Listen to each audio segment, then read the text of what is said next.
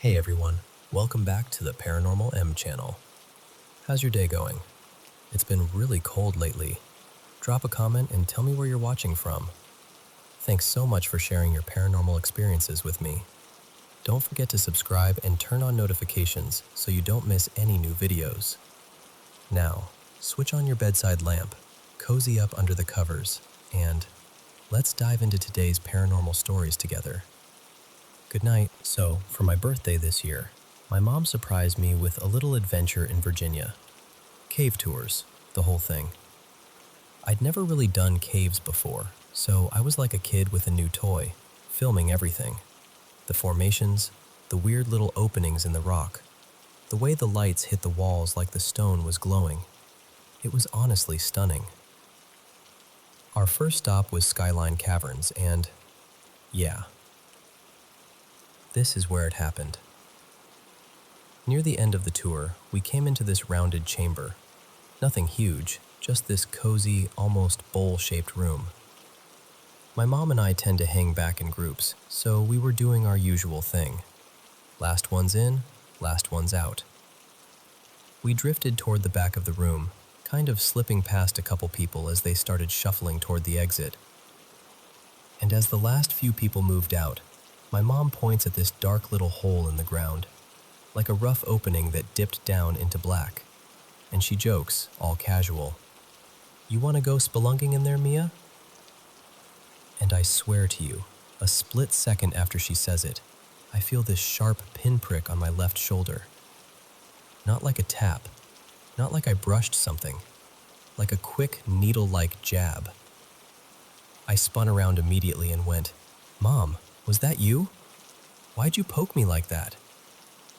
And she just blinks at me, confused, and goes, "I didn't touch you."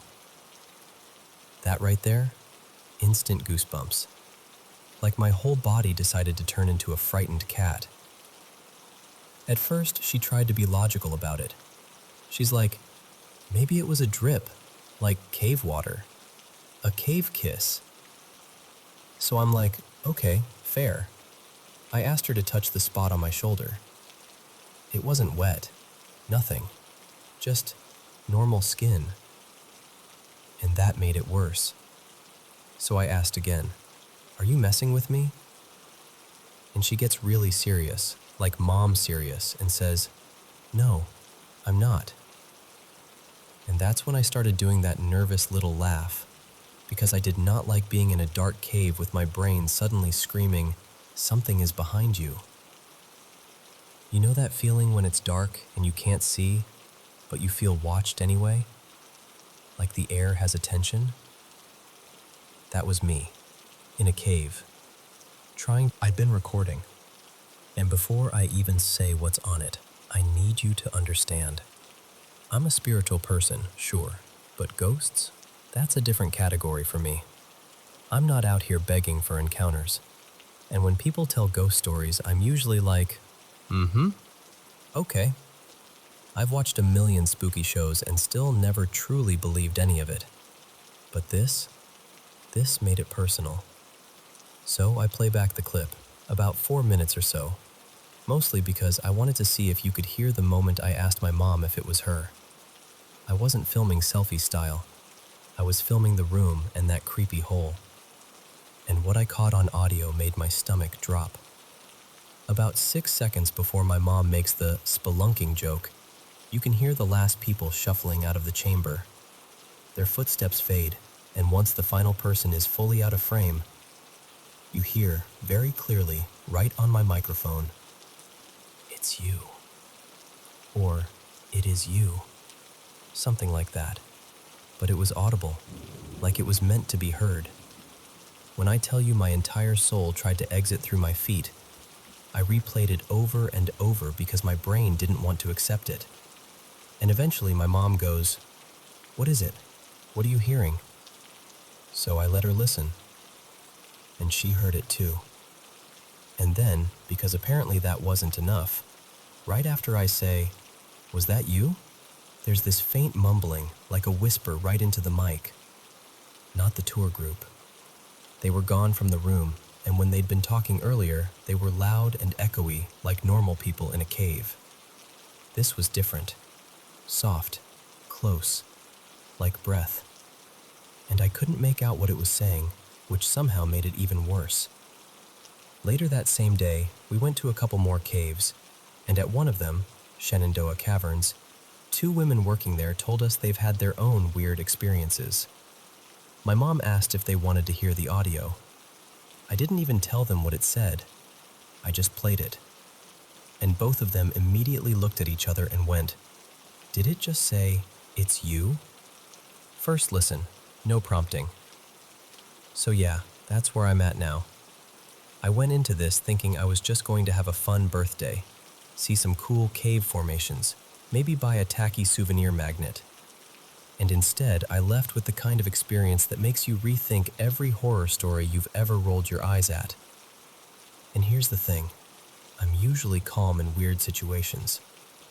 I used to work in emergency response, so I'm not someone who panics easily. But that freaked me out. Like, a lot. And now I keep wondering, has anyone else had something creepy happen at that cave? Or any cave, honestly. And what in the world was that voice? And why did it sound like it was talking to me?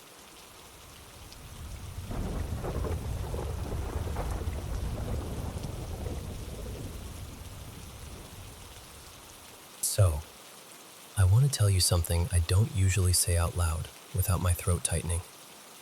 This comes from my own life. I'm not repeating a rumor or making up some spooky story for attention.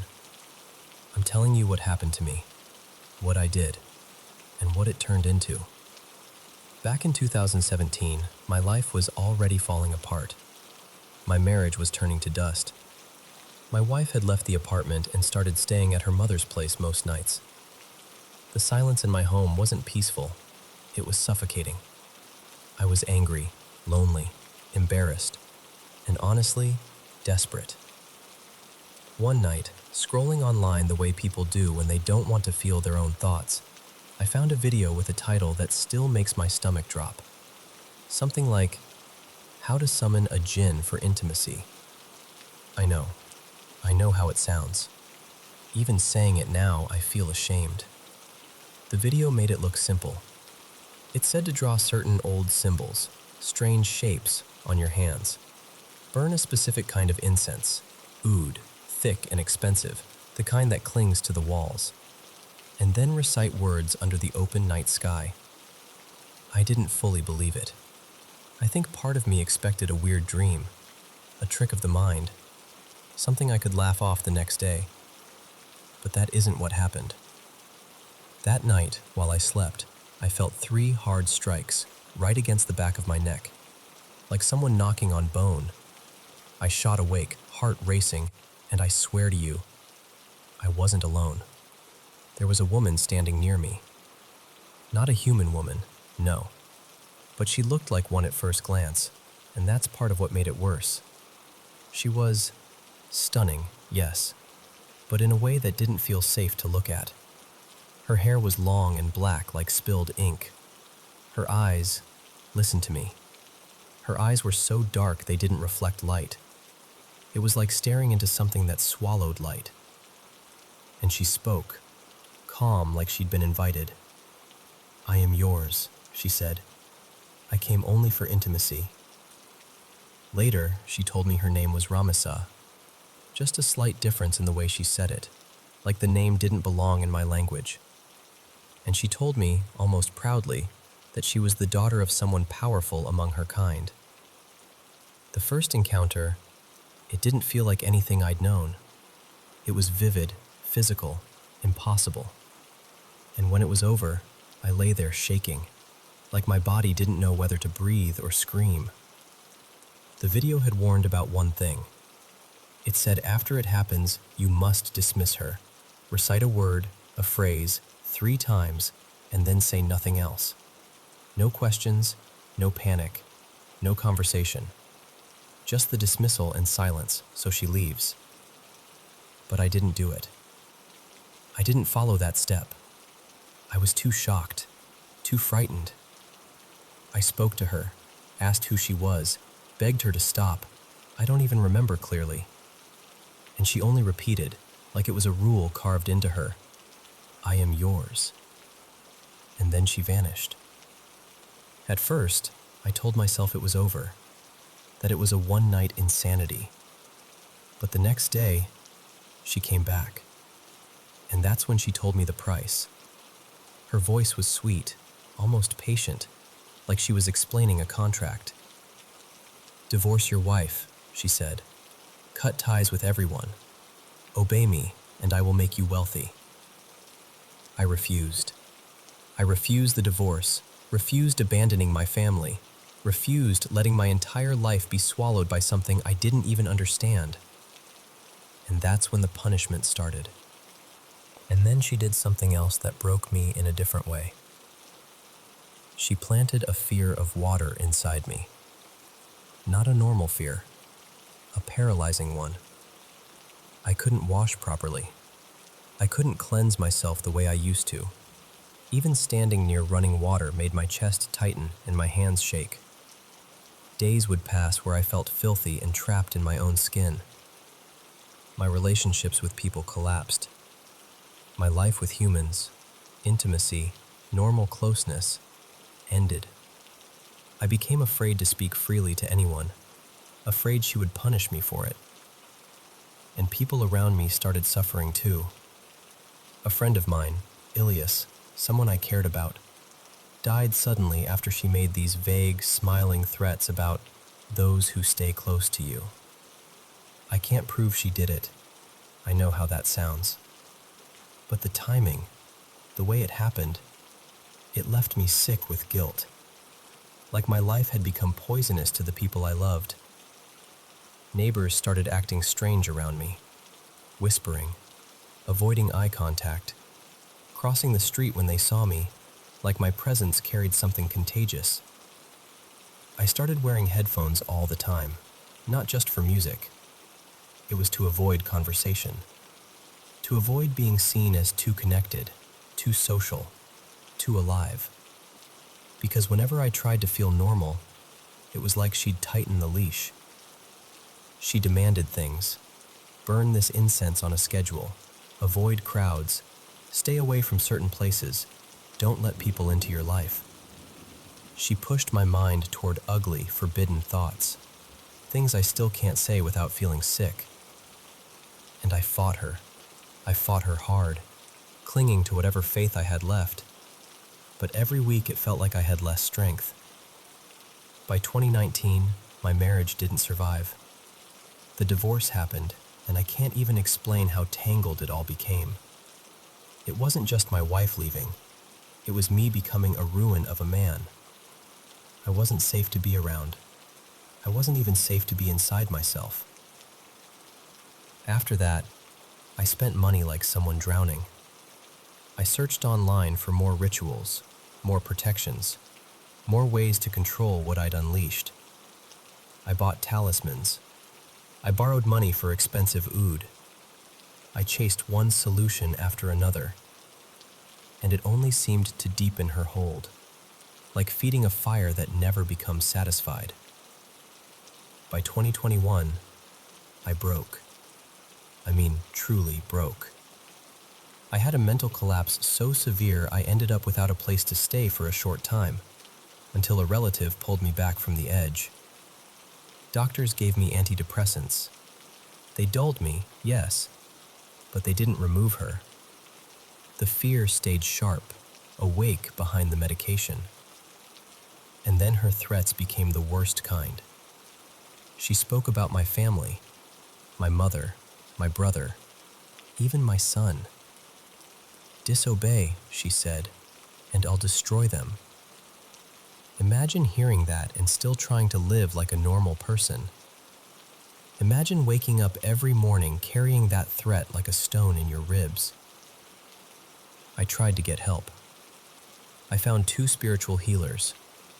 One tried prayers, methods, protections. Nothing worked.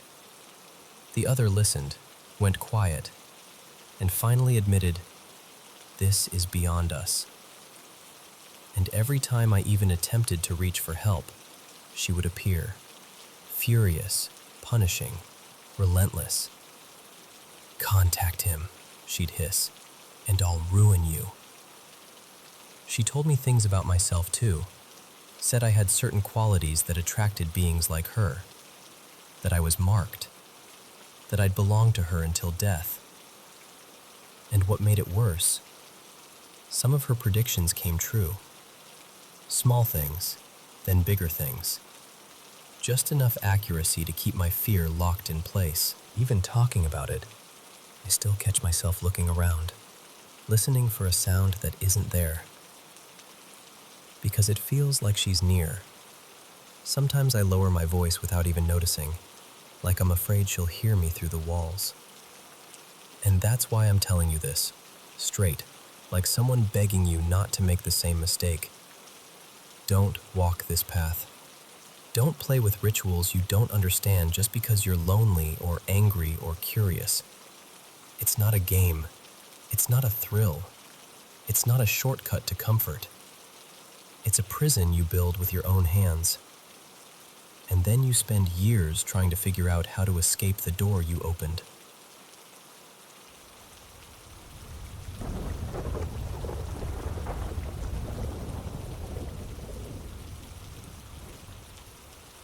So, I lost my dad last year. It was alcoholism in the end. Years and years of it catching up with him. He was 70 when he passed, and I still can't quite get my mind to stop circling back to certain memories. There's one weekend in particular I keep replaying. I was around 19, maybe 20, back when I was in college. I was driving home for the weekend, a long trip, like 4.5 hours. My mom and my stepdad lived at the end of that drive, but my dad, Don, lived pretty much right around the halfway point. On impulse, I decided I'd stop and see him on the way. I hadn't visited in months, and I felt guilty about that. So I called him while I was on the road. He sounded genuinely happy, like brighter than usual. He told me he'd cook something simple, said he was sober, said he'd been doing okay. I remember thinking, maybe this will be a good night. Maybe I'll get the version of him I miss. About an hour out, I called again, just to tell him I was close. When I got there, I walked in, and my stomach dropped. This was not the dad I expected to see. His hair was long and chaotic, like it hadn't been brushed in weeks. His beard was thick and uneven. His face looked worn down in a way that's hard to explain unless you've seen it, like someone's spirit has been scraped thin, and he was completely wasted. Not tipsy, not had a few, I mean gone. I couldn't wrap my head around it. I kept thinking, how did this happen in an hour? Like he'd flipped some switch the second he knew I was coming, or like something had grabbed him by the collar and dragged him straight back under. He was slurring, talking in fragments, not really tracking what I was saying. I tried to keep it light, tried to just be there, but it was like speaking to someone behind a foggy window. After a while, he shuffled into his bedroom and just collapsed onto the bed, flat on his back, legs hanging off the edge, boots still on, feet planted on the floor like he'd passed out mid-step. The light was still on. The room felt off, like it was holding its breath. It was late by then. I could have kept driving and gone to my mom's, but I didn't. I stayed. Part of it was practical. I was tired, but honestly, I was worried about him. I didn't want to leave him alone like that. So I turned off the bedroom light, switched off the other lights in the house, and I went out to the living room couch. And that's when the feeling started. I laid down, and this heavy, disgusting sensation settled over me. Not just, I'm creeped out in a dark house kind of fear. This was different. It felt present, like something in that room noticed me the moment I stopped moving. I could almost point to where it was coming from, like there were two specific spots in the living room that felt charged, like pressure points. The air didn't feel empty. It felt occupied. My chest tightened, and this wave of panic hit me so fast it was like my body reacted before my mind even caught up. And I want to be clear. I'm not someone who goes around blaming everything on the supernatural, but I also can't pretend that feeling wasn't real. It was one of the darkest atmospheres I've ever been in, and it's hard not to connect it to him, to what he was fighting. What messes with me is that this wasn't the only time I felt something like that. It happened once more years later, in a completely different situation. Nothing to do with my dad, so I know it wasn't just that house or that night. Still, that night stays with me. And I guess what I'm really asking, underneath all of it, is this. Have you ever been in a place where the darkness felt active, like it had intention? Or have you ever watched someone you love battle addiction and felt like it was more than chemistry or habit? Like something was clinging to them, feeding off them, pulling them deeper. Because sometimes, when I think about my dad, about Don, it doesn't just feel like he lost a fight with alcohol. It feels like he was fighting something he couldn't name. And I'm still trying to understand what I saw, what I felt, and what it meant.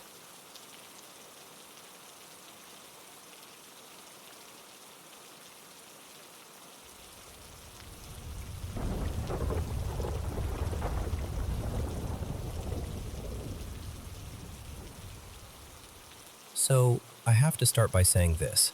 I was never the ghost story person. Like, at all. I'm the kind of guy who hears a creak in an old building and immediately blames the plumbing. Rational. Boring, even.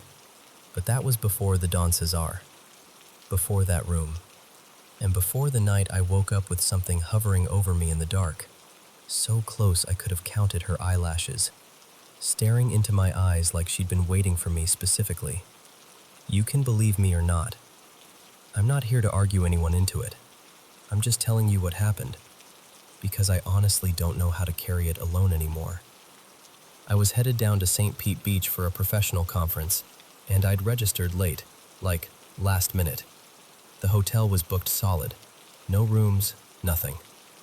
So I figured, fine, I'll stay a few blocks away, drive in, deal with it.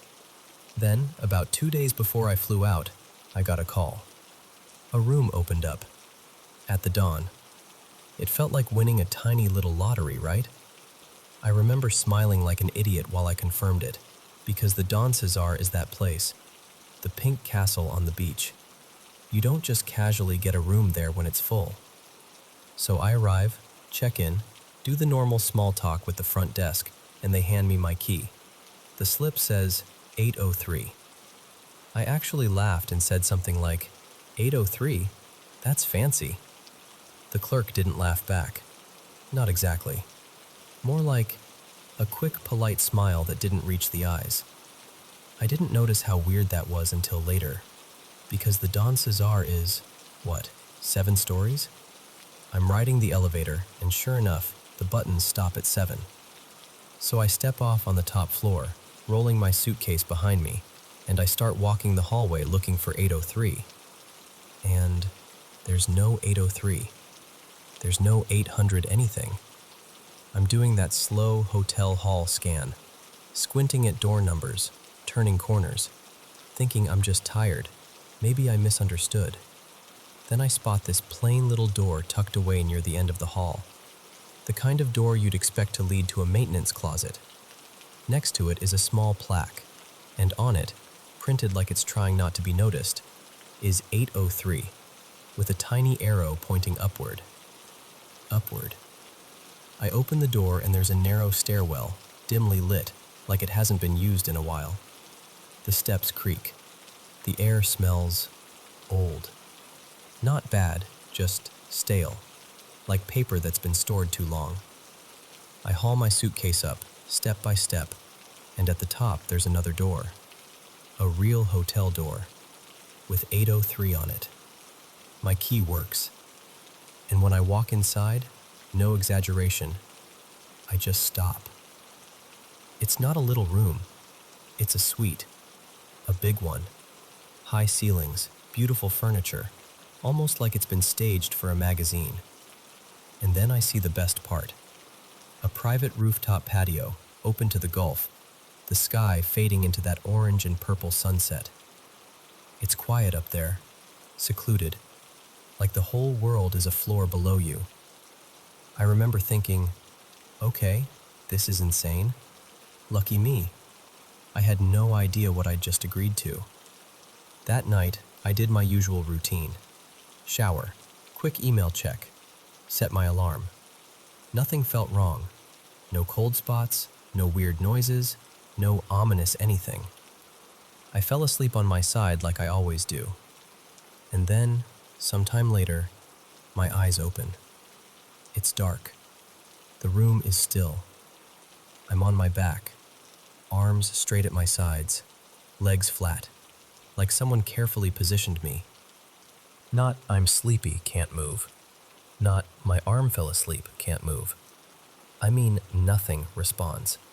No fingers, no neck, no legs. It's like my body has been unplugged. I can breathe, but it's shallow, like my chest is afraid to expand too much. And in that awful moment, when you're trying to stay calm but panic is rising anyway, I notice the clock glow across the room. A little after 3 a.m. And then, because my eyes are the only thing I can control, I look up. She's there, hovering above me. Not standing by the bed, not leaning over, hovering. She's inches from my face, suspended like gravity doesn't apply to her. She's wearing a pale, flowing dress that moves like it's underwater. Her hair is dark and loose, drifting softly around her shoulders. Her skin is so light it almost reflects what little darkness there is. And her eyes lock onto mine and stay there. She isn't snarling. She isn't shrieking. There's no movie theater jump scare. I gasp. Air floods my lungs, and I roll, hard, off the bed. I hit the floor like a dropped suitcase. And in the instant I'm down there, blinking, shaking, bracing for something to grab my ankles, they're gone. No woman, no man, no movement in the curtains. Just an empty suite.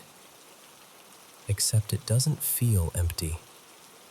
It feels charged, like the air is buzzing, like the room is holding its breath. I scramble backward into a corner, and my hand lands on the nightstand. The only solid thing I can grab is a heavy water glass, and I clutch it like I'm about to fight off an intruder with hydration. My hands are shaking so badly the water sloshes, and I just sit there on the floor, staring at the patio doors, waiting for her to come back. She doesn't. But I don't sleep again, not even for a second. The next morning, I put on my conference clothes and walked downstairs like a person pretending to be normal. I gave my talk, smiled when people smiled, answered questions, did the whole professional thing. But my voice wasn't steady. My hands kept going cold. Because in the back of my mind, I was still upstairs in that suite, staring into those eyes. I'm not dramatic. I'm not easily spooked. I'm the guy who rolls his eyes at ghost tours. And I'm telling you, something happened in that room. Something real. I don't tell this story often because I know how it sounds. And honestly, I don't need anyone's approval of it. I just know what I saw. I know what I felt. And I know that whatever saved me, it wasn't bravery. It was love. Here's the part that still gets me. Room 803 exists, even though the building doesn't really have an 8th floor in the normal way. It's like a hidden little pocket above everything else. And I think she had a name. Not Lucinda, something close to that. Lucienne, maybe? That's what keeps surfacing in my mind when I replay it. And that man, I don't know, he didn't feel like her partner. He felt like a watcher, like someone stuck in the aftermath of her, still orbiting her, maybe trying to keep her contained. or maybe trying to keep people like me from being pulled in. I don't know what their story is. I only know that I walked into it by accident. So if you ever stay at the Don Cesar and you get that happy little call, good news, a room opened up for you. Just do me a favor. Ask for the room number first. And if they say 803, maybe tell them you'll take your chances somewhere else.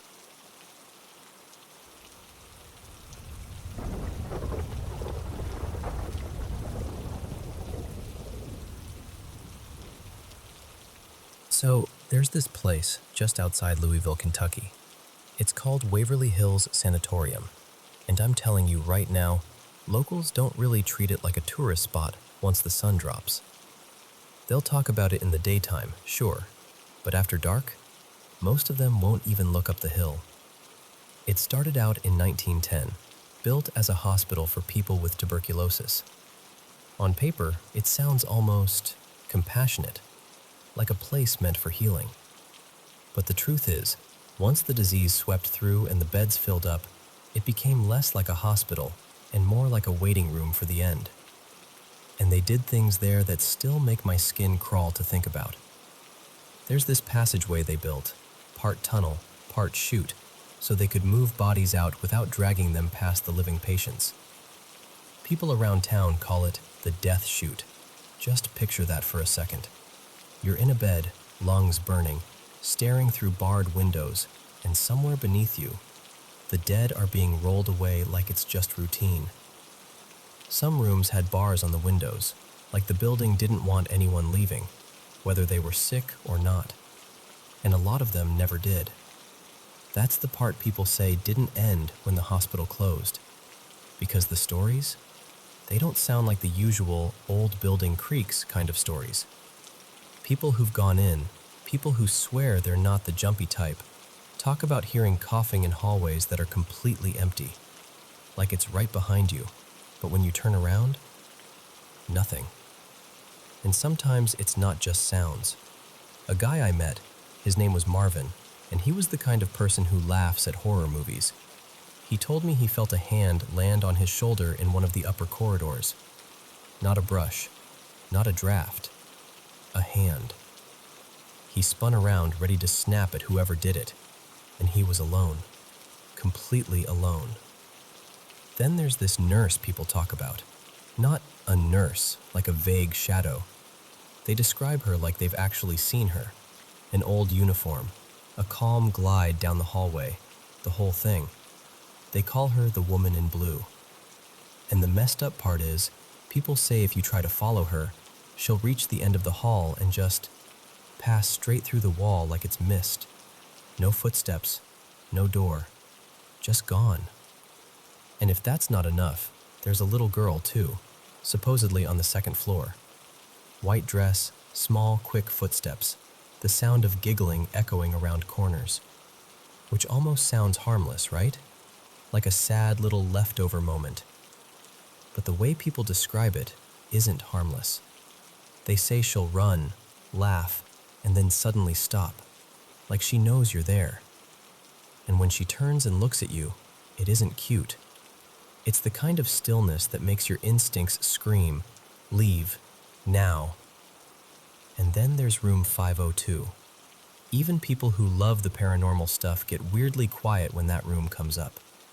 They say the bed is still there, like no one ever finished whatever story ended in that space. And the lights flicker like somebody's playing with you. On, off, on, off. Not like faulty wiring, like a message. Step outside and you'd think you'd feel better, like fresh air would shake it off. But the gardens don't really let you breathe easy either. There are broken statues out there, and when the wind moves through them, some visitors swear they've heard their own names whispered. Not shouted, not imagined. Whispered, right at ear level, like the air leaned in close. Tour groups talk about mist too. This low, slow fog that creeps up the stairs like it's searching, like it's curious. It'll curl around people's ankles, drift between them, and then vanish the second someone tries to get a clear photo. But cameras catch other things. Doors that swing open when nobody touches them. Shadows that move in places that should be still. And sure, some people shrug and say, drafts, old hinges, bad angles. It's always the people who've never been inside who say that. Ghost hunters love Waverly. They come in with their recorders and meters and all their gadgets, and they leave with audio they can't explain. Soft groans, footsteps, that weird dragging sound like someone pulling something heavy across a floor. And out back, there's this old caretaker's cottage.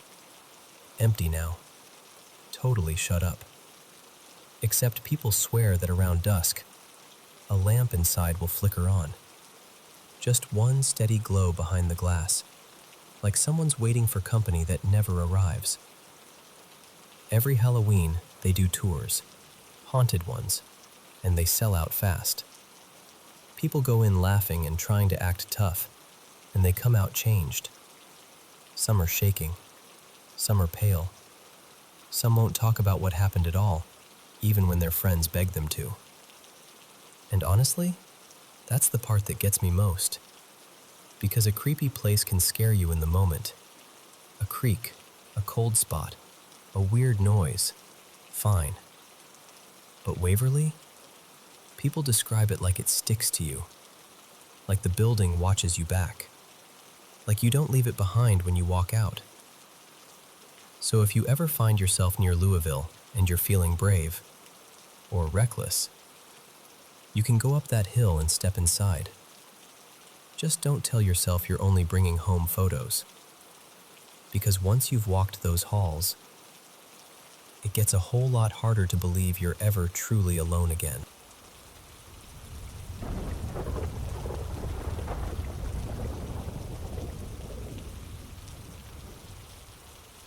Hey, so I've been holding this story for a long time, and I'm just going to tell it to you the way it happened, because it still sits in my chest like it meant something.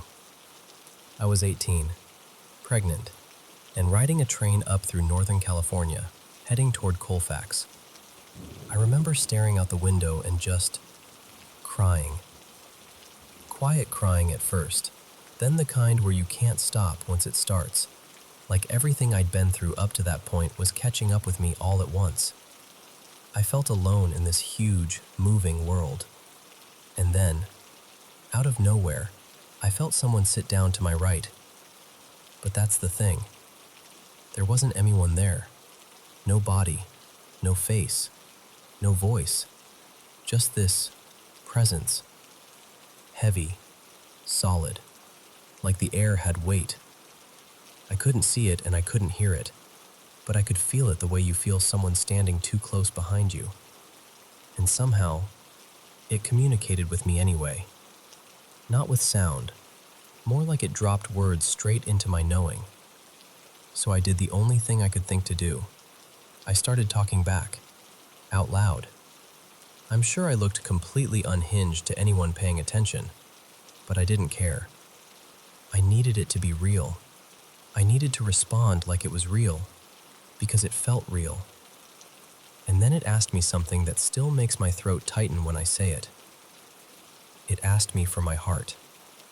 Not my physical heart, not the organ. I knew what it meant. The inside part. The part you protect. The part that doesn't trust. I remember whispering, "I don't even know you." And it was so calm, so steady, like it wasn't offended at all. It just was. "I know," it told me, in that quiet way inside my mind. "But trust me." And I argued. Oh, I argued like my life depended on it. I fought it for what felt like forever, probably 20 minutes, going back and forth like, why would I give you anything? Why are you here? What do you want from me? And then, eventually, I don't even know why. I just broke. I said, "Okay, yes." The second I said yes, it was like a dam opened. Every warm, beautiful emotion you can imagine, relief, love, safety, hope, just poured through me in this huge wave. It was intense. I started crying harder, but it wasn't despair crying anymore. It was like my body finally remembered what comfort felt like. Then it told me to go to the observation car, the one with the big windows where people sit and watch the scenery. So I went. And that's where things got darker. Because I walked the moment he left, the whole observation car felt lighter, like the air changed, like everyone could breathe again. And I remember this other passenger, someone who'd been talking to him right before I came in, turning toward me like they'd just woken up, like the spell had broken. We started talking normally, like two strangers on a train, and it felt human again. After that, the presence stayed with me. Not constantly like a voice, but like a guide that could lean in whenever it wanted.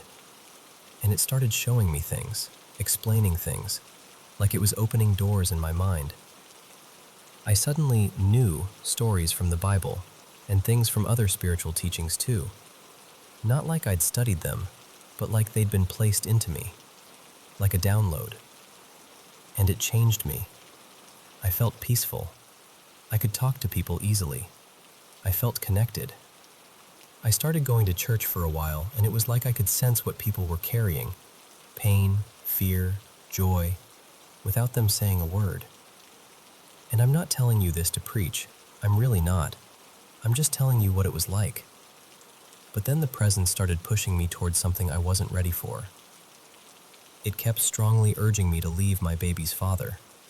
And I was conflicted, because life isn't simple, and love isn't simple, and fear definitely isn't simple. I didn't know what was intuition and what was pressure.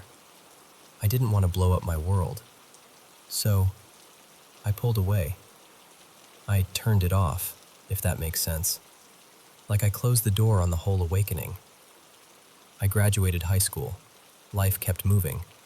My intuition stayed, but that bright, direct connection faded because I stopped letting it in. And then a couple years later, when I was around 19 or maybe 20, I was sitting alone in my car in a hospital parking lot. My friend had just gotten out with my son, and I was waiting for them to come back. And suddenly, that same familiar presence arrived. Same weight, same certainty. And it asked me again for my heart. And this time, I hesitated. Just for a second. But it was enough. It left immediately. No arguing, no conversation, no patience for negotiation. It was like, okay, you're not ready. Gone. And I sat there feeling sick, like I'd failed some kind of test I didn't even understand. Then, right after, this voice filled the space around me. Not in my head, around me, above me. A calm, commanding male voice, loud enough that it felt like the air itself spoke. Go home. And then, I felt two cool hands settle over my hands on the steering wheel. I actually said out loud, whoa. Because this peace, this unreal, heavy peace, moved through me like warmth. The kind that makes everything quiet inside. For a moment, I understood things in this clear, almost philosophical way. Like my mind widened, and I could see the consequences of choices before they happened. And did I go home? No. It was late. I didn't want to. I thought I could handle things. And yes, things got worse after that. For me, and for my child too. Now I'm 28. My kids are okay. We're okay. But I feel lost. And I've tried to find anyone with a story like mine. An entity asking for someone's heart twice. The way it asked. The way it left when I hesitated. The way peace came like a wave. And I can't find it. So I'm telling you because I need to ask it plainly. Am I alone?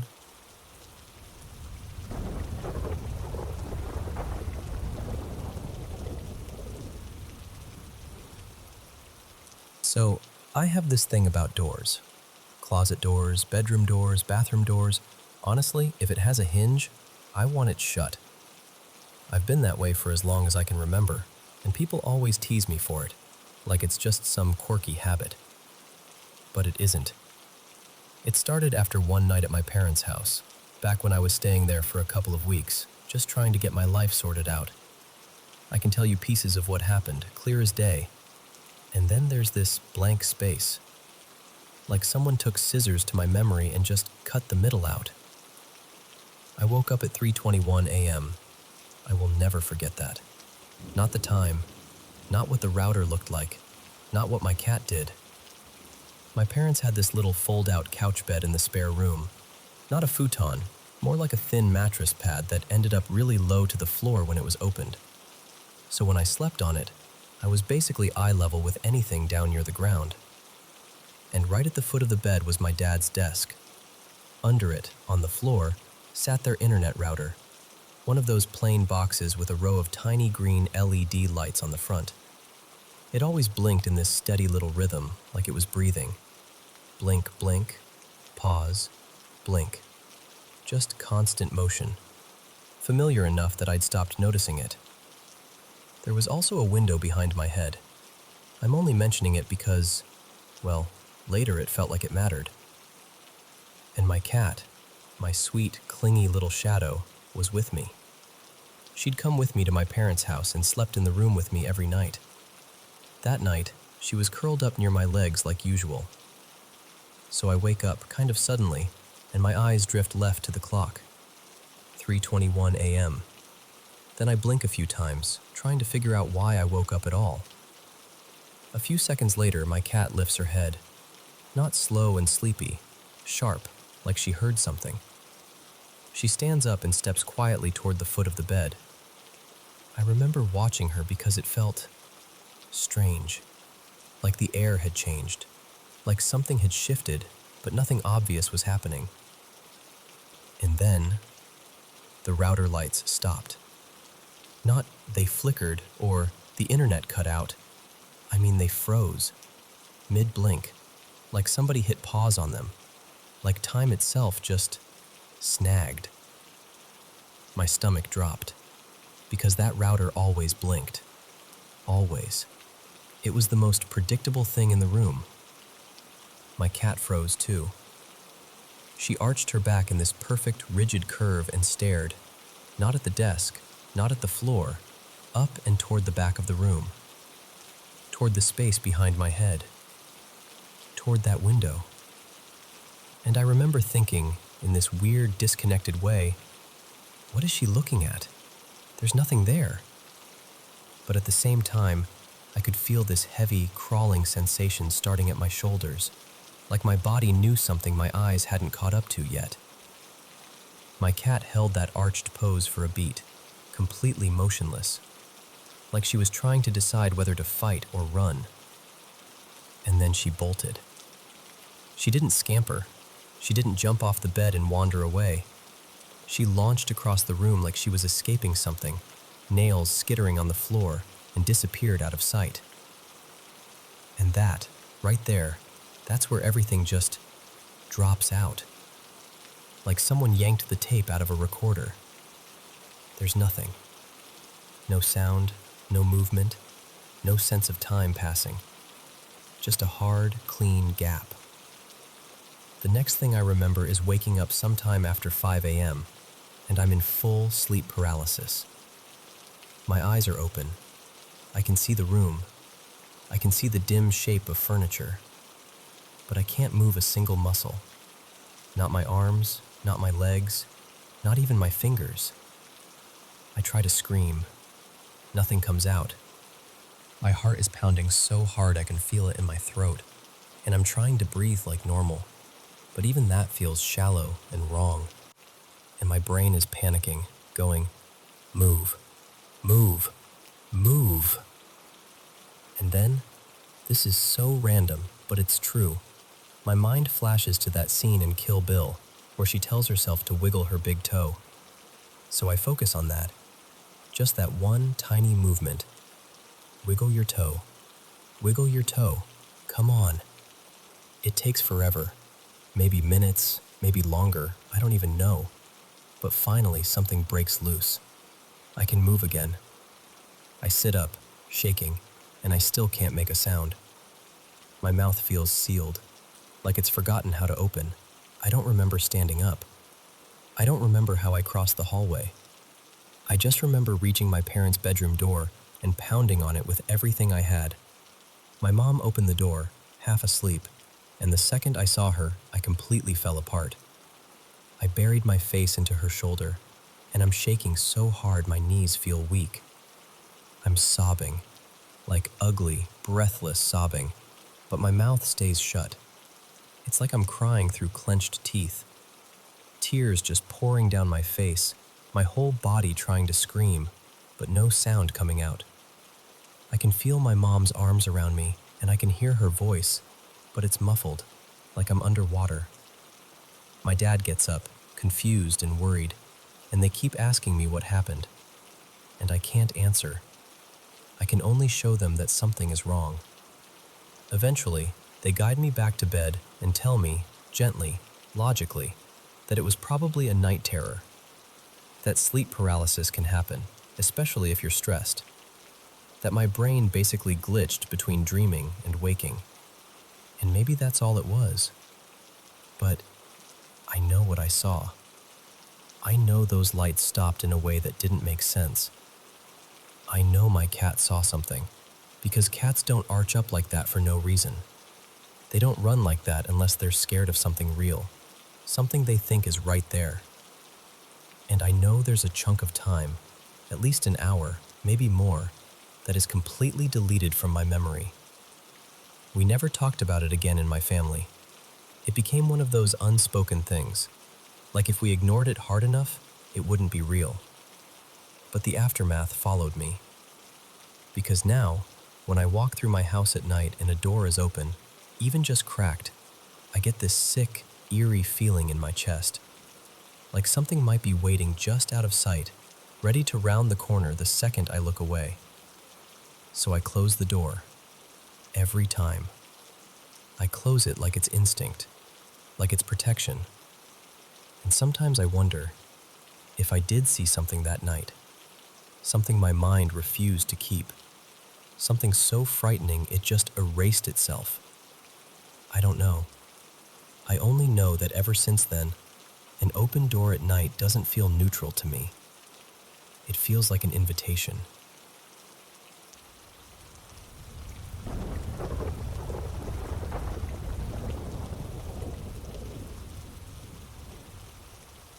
So this happened a long time ago, close to 2 decades now. But the weird part is, for a while, it didn't happen to me at all. Not in my head, anyway. I was 16 then, living with my dad, just me and him in the house. Real quiet, simple kind of life. And then 3 years later, I'm 19, and we're out in this little freestanding garage behind the house, leaning against whatever was closest, smoking cigarettes, doing that whole late night, let's talk about everything and nothing routine. We're swapping stories, laughing, half arguing, half reminiscing, and my dad goes, real casual, "Hey, do you remember that night you started screaming?" And I'm like, "What are you talking about?" He gives me this look like I just told him I don't remember my own name. He goes, "I'm sitting in the living room around 10, watching TV, and out of nowhere I hear screaming, like not bad dreams screaming, like top of the lungs, somebody's dying screaming." I kind of laugh at first because I think he's messing with me. Then he keeps going. He says, "I jumped up and sprinted down the hall to your room." And I interrupt him like, "Wait, I was screaming?" He's like, "Yeah, how do you not remember this?" And I swear to you, I had nothing, zero, blank. Like he was describing some other kid, some other house, some other universe. So I ask, "Was this when I was little?" And he goes, "No, son, this was about 3 years ago." And right there, right in that moment, I get this cold feeling in my stomach. because I'm realizing he's serious, and I'm realizing I'm missing a whole event that apparently shook him up. So I go, "Okay, what happened?" He takes a drag, exhales slow, and says, "The weirdest part was the door." I'm like, "The door?" He nods. I grabbed the knob and I couldn't turn it, not even a little, like somebody on the other side was holding it, like it was being twisted back against me. I'm yanking it, trying again and again, and for like 10, maybe 15 seconds, it wouldn't move. And my dad is not the kind of guy who dramatizes stuff. If anything, he downplays everything. So hearing him say that made my skin crawl. He continues. Then suddenly it turns. I get the door open. I flip the light on. And he pauses, like he can still see it. He says, "You were standing on your bed, shoved into the corner of the room, screaming like you were looking at hell itself.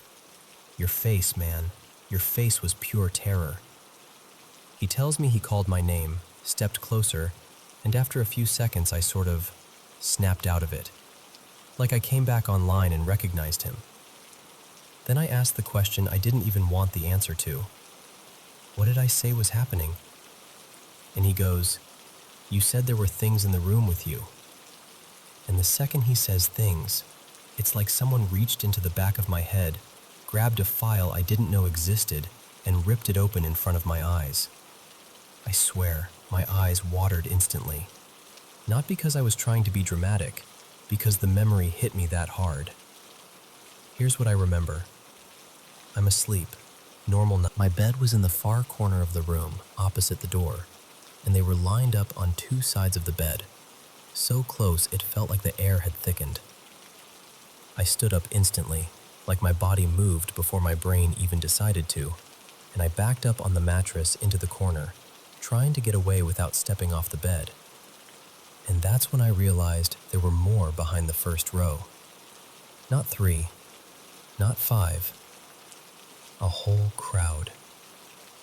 I don't know the exact number, but in my mind it felt like 15, maybe 20. Way too many for a room that was only, 10 by 12? It felt packed, like the room was full of bodies but somehow still silent except for me. Because I started screaming. Not a controlled scream, not a "Dad" once or twice. I mean full-on panic, begging for help, voice ripping out of me. And what really messes with me is the time gap, because it felt like forever before that door opened. Meanwhile, those figures didn't touch me. They didn't grab me. They didn't rush me. They just stood there. And the vibe, God, the vibe was awful. Like being watched by something that doesn't care about you the way humans do. Like cold attention, heavy, wrong. Then the door finally swings open, the light comes on, and it's my dad. Real, solid, human.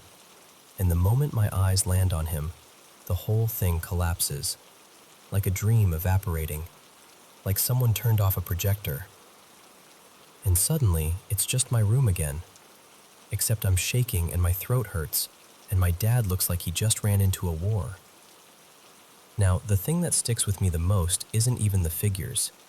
It's the doorknob. Because this wasn't some janky old lock. It was a regular knob. No deadbolt. No twisting lock. And before that night, and every night after, it worked completely fine. But that night, during the exact window where I thought my room was full of hooded strangers, my dad couldn't open it for 10 seconds. 10 seconds doesn't sound like much, unless someone you love is screaming like they're being murdered behind that door. So yeah, you can debunk it, psychoanalyze it, roast me, tell me I watched too many scary movies. I get it. I'm not even trying to convince anybody. I'm just telling you, I forgot it ever happened. Until my dad reminded me.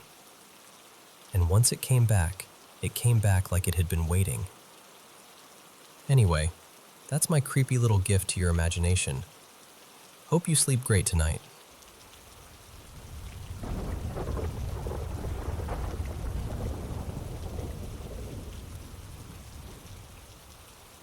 Okay, so this happened years ago.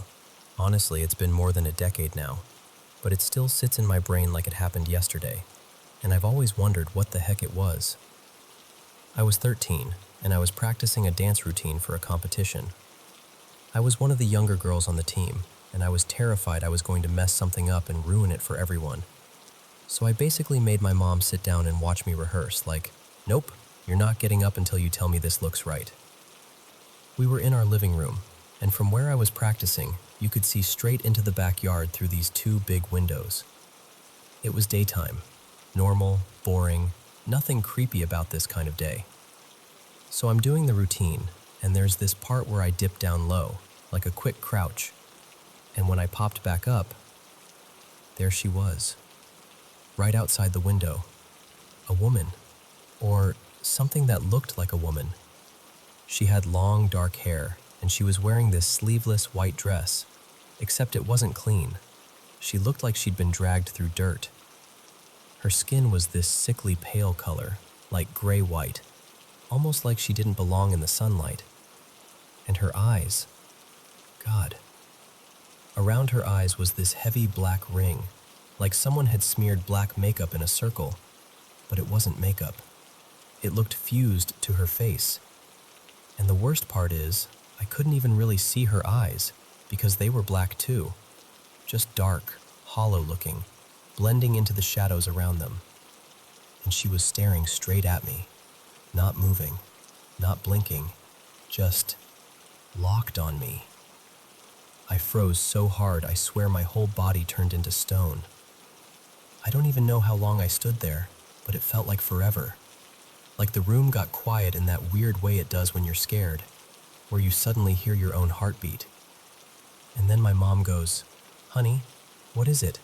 What are you looking at?" Her voice was tense, like she could tell something was wrong because I just stopped mid-dance and I was staring past her.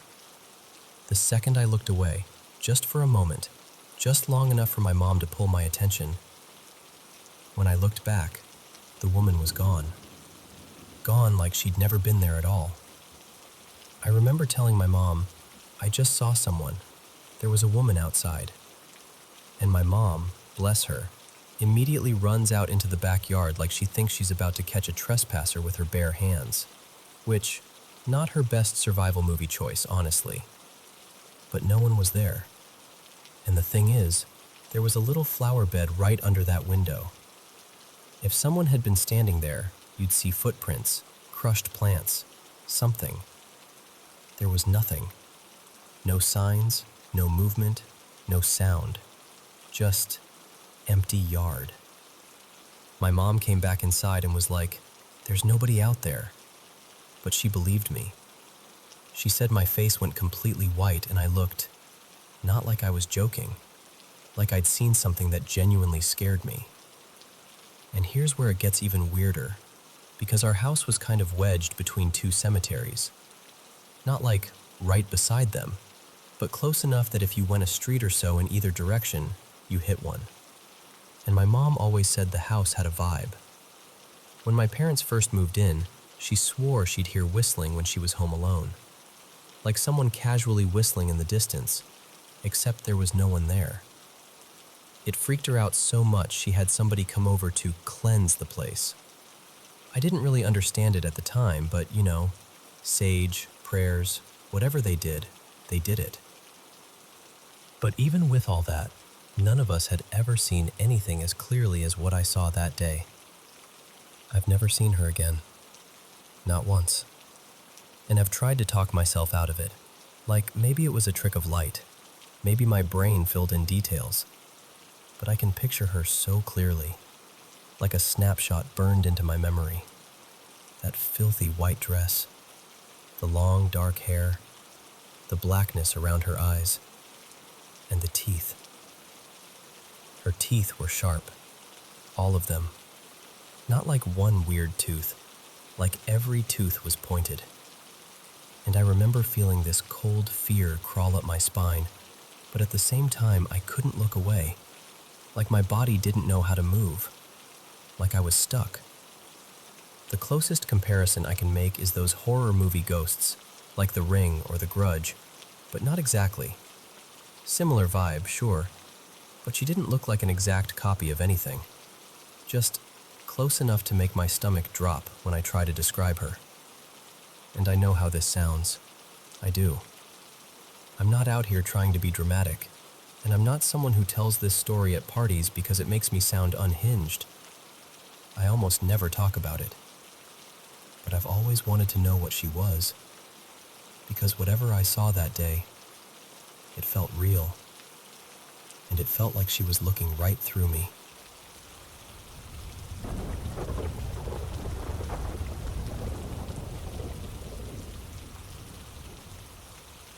So, my dad and I have always been those people. The ones who can't resist anything ghosty, alien, paranormal. Basically anything that feels like it doesn't belong in our world. We'll watch documentaries, swap theories, freak ourselves out for fun. It's kind of our thing. Back when I was younger, we lived out in Idaho for a while with my dad's buddy. His name was Ronan. I honestly couldn't tell you the exact town, only that we were way out there. Like, the closest big store was at least an hour away, and once you left the house, it was just trees and darkness and wilderness stretching on forever. And out there, the sky was unreal. No streetlights, no glow from a city, just stars. So many stars it almost looked fake, like someone spilled glitter across black velvet. You could see these hazy streaks in the sky that looked like distant galaxies. One night, I'm standing at my bedroom window just staring. Totally peaceful, just soaking it in, when I notice something that snaps me right out of that calm. 3 lights, different colors, hanging in the sky in a perfect triangle. And I don't mean like, oh, maybe it's a plane. I mean, these lights looked huge and steady, like they were pinned up there. I didn't even think. I just bolted out of my room. Dad and Ronan were in the living room talking, and I'm like, you have to come now. They both look at me like I'm being dramatic, but they followed me anyway. We step out onto the front porch, and the second they see it, nobody's joking anymore. All 3 of us are just standing there, staring up, trying to make it make sense. No blinking, no movement like normal aircraft, just this silent triangle of colored lights hanging over the tree line like it was watching us right back. We stood there a couple minutes, whispering guesses, satellites, drones, some weird reflection, anything that would make it feel normal. And then, right when we're about to go back inside, we hear it. This sound from the left side of the house, down where the trees start. A snarl, but not like any animal snarl I've ever heard. It was warped, jagged, almost like a screech that had been dragged through something broken. I know that sounds dramatic, but I swear, it didn't sound alive in the way animals usually do. It sounded wrong, like the noise had edges. We couldn't see anything. It was pitch black out there, but the sound was close enough that all the hair on my arms stood up. Ronan didn't hesitate. He rushed back inside, and I realized a second later what he was doing. He came back out with a gun, and I remember this cold drop in my stomach because that was the moment it hit me. He thinks this is dangerous. He aimed into the darkness and fired. 1 shot, then more, into the trees where the sound came from. And then we heard footsteps. Fast, heavy, coming right at us. Not circling, not retreating, charging. It felt like the whole night tightened around us. The steps rushed closer, and then, this part still makes my chest feel tight. It sounded like it went under the porch. Ronan and I ran inside so fast I don't even remember my feet touching the floor. But my dad stayed out there. I turned and saw him frozen on the porch like someone had hit pause. I started yelling, "Dad! Dad, get inside! Now!" Over and over, louder each time, panic turning my voice sharp. and he didn't move at first. It was like he couldn't. My dad was pale. He kept rubbing his hands on his jeans like he was trying to get feeling back into them. And then he said something I'll never forget. He told me he couldn't move because he could feel it under the porch. Like a vibration, strong enough that the wooden boards beneath his feet were trembling. He said it felt like whatever was underneath him was alive and powerful, like it was humming through the floor. We tried to peek out the window, still terrified, still half expecting to see something. And that's when we realized the triangle lights were gone. Just gone. The sky was back to normal, like nothing had ever happened. The next morning, the sunlight made everything feel almost embarrassing, like, okay, maybe we overreacted. Maybe it was just some animal and our brains turned it into a horror movie. But then my dad told me, "Come here, I need to show you something." He stored his RC stuff under the porch, cars, little planes, all that. No idea why he kept it there, but he did. He crouched down, reached under, and pulled out one of his RC cars. And it was ruined. Not cracked, not chewed, not broken.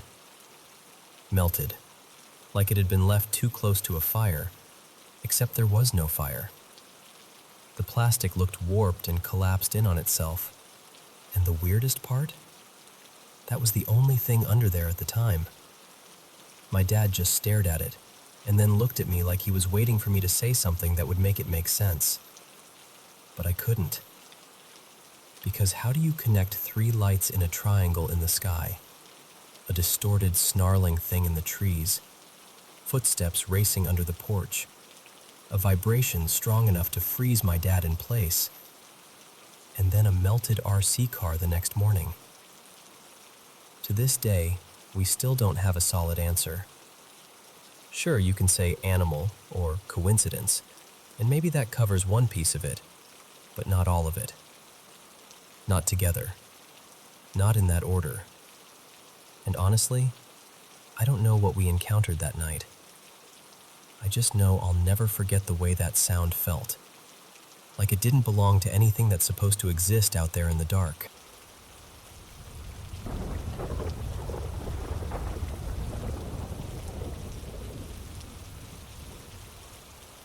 So, I don't tell this story to freak you out. I tell it because it still feels so real, even all these years later. Back in July of 2013, my boyfriend at the time and I moved into this little house in a quiet hamlet in upstate New York. It was one of those places where the roads get narrow, the nights are really dark, and it's so peaceful you can hear the trees moving. We got there before our furniture did, so the first few nights were kind of like camping indoors. We had air mattresses on the floor, a pack-and-play for our 1-year-old, and a baby monitor. Just sound, nothing fancy. That first night, I woke up and heard something coming through the monitor. It sounded like a little girl, like soft talking and playful giggling, the way a kid sounds when they're playing with dolls or whispering to themselves. At first I thought, okay, my 4-year-old must have gotten up and she's talking to her baby brother. So I got up and went to their room. Both kids were completely asleep. Dead asleep. Not even stirring. But the little girl's voice was still coming through the monitor. I stood there for a second, just frozen, listening. Then I went back and shook my boyfriend awake like, "Listen, please tell me you hear that." He did, and we tried to be logical. Maybe we were picking up someone else's baby monitor, right? We were new to the neighborhood. That kind of thing happens. Except, the voice came back a few nights later, and then again after that. And once we started meeting people around the area, we realized something uncomfortable. There weren't any nearby neighbors with little kids, not close enough for us to be hearing them on our monitor. And then something happened that shook me way more than the voice ever did. A few days after that, my boyfriend ran out to the store. I was home with the kids. I remember standing in the living room when I heard the garage door open and close, like he'd come back. So I walked over to the top of the stairs, smiling, about to say hi.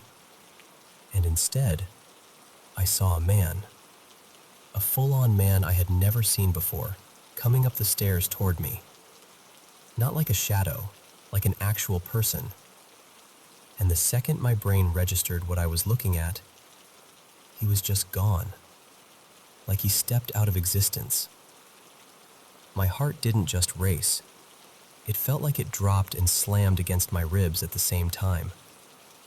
I called my boyfriend immediately, shaking, and stayed on the phone with him while I checked every room, closets, bathrooms, everything, just to make sure no one was actually in the house. No one was there. After that, things didn't stop. They just sprinkled themselves into our normal life. The doorbell would ring and nobody would be outside. We'd catch someone walking past the windows when we knew no one was there. A bedroom lamp would click off on its own. Doors would ease shut when nobody touched them.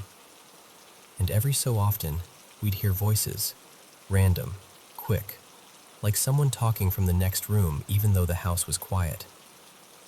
It wasn't constant, but it was enough that we started treating it like a strange, unwanted roommate. A few weeks later, my friend Elena came to visit. I finally told her everything. The little girl's voice, the man on the stairs, the doorbell, all of it. She's the kind of friend who doesn't laugh at you, but also doesn't automatically believe you. She just goes, "Okay, let's see." And then we got responses. Not long, not like a full conversation, but clear enough to make our stomachs drop. One thing we caught more than once was a name. Not George exactly, more like Georgie. Shorter, familiar, like someone being casual. And what's weird is, that name kept showing up again later too. Enough that over time, whenever something strange happened, we'd just look around and go, half joking and half serious, "Oh, hey Georgie," like we were trying to make peace with it. Fast forward to June 2017. By then, that boyfriend was my husband, life was busier, kids were bigger, and the house had basically become home, even with all its weird little moments. One afternoon, my husband took one of the kids to an appointment. I stayed back with our 1-year-old, waiting for the others to get off the bus. And somehow, still don't understand how, when I closed the front door with my baby on my hip, the deadbolt was locked. A deadbolt. Not the handle lock. The deadbolt. There's no way to accidentally deadbolt it from the outside. And my phone was inside, of course, because why would life ever be convenient? So once the kids got off the bus, we walked to our elderly neighbor's house to use their phone. They were sweet, offered the kids ice cream, sat us down like it was the most normal thing in the world, and we just waited. When my husband finally came back with the key, he joined us outside, and we all ended up chatting for a bit longer. And then, completely out of nowhere, our neighbor goes, real casual, like it's small talk. "You know, back in the 70s, a man a few houses down fell while working on his roof, and he died." I remember my whole body going cold because the thought hit me instantly. That's him. That's Georgie. But I didn't say anything. I didn't want to sound crazy, so I just nodded and filed it away. Later that night, once we were back inside, I couldn't let it go. I looked up the property history and old owners in the area, and sure enough, there was a George connected to that stretch of houses. So I typed the name into Google just to see what would come up. And I found it. An article, a real one, about a man who died after falling from scaffolding while doing roof repairs. And when I saw the photo, I swear my hands started tingling, because it was the man I saw on the stairs. That was the moment everything changed for me. Not because it made me feel safe exactly, but because it made me feel validated. Like I wasn't imagining things. Like the house wasn't just creaky, or my nerves weren't just too sensitive. Even now, I still don't have answers for everything. I don't know why he's still around. I don't know who the little girl is, or why we heard her through the monitor first. And I don't know why some days are quiet and other days feel crowded.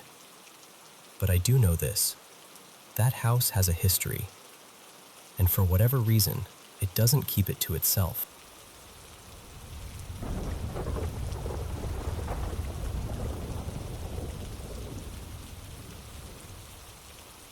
I want to tell you about the house we just bought, because on paper, it was perfect. The kind of place you walk through once and immediately start picturing your life in it. The sunlight in the kitchen, the little corners that felt cozy, the "I can't believe this is ours" feeling.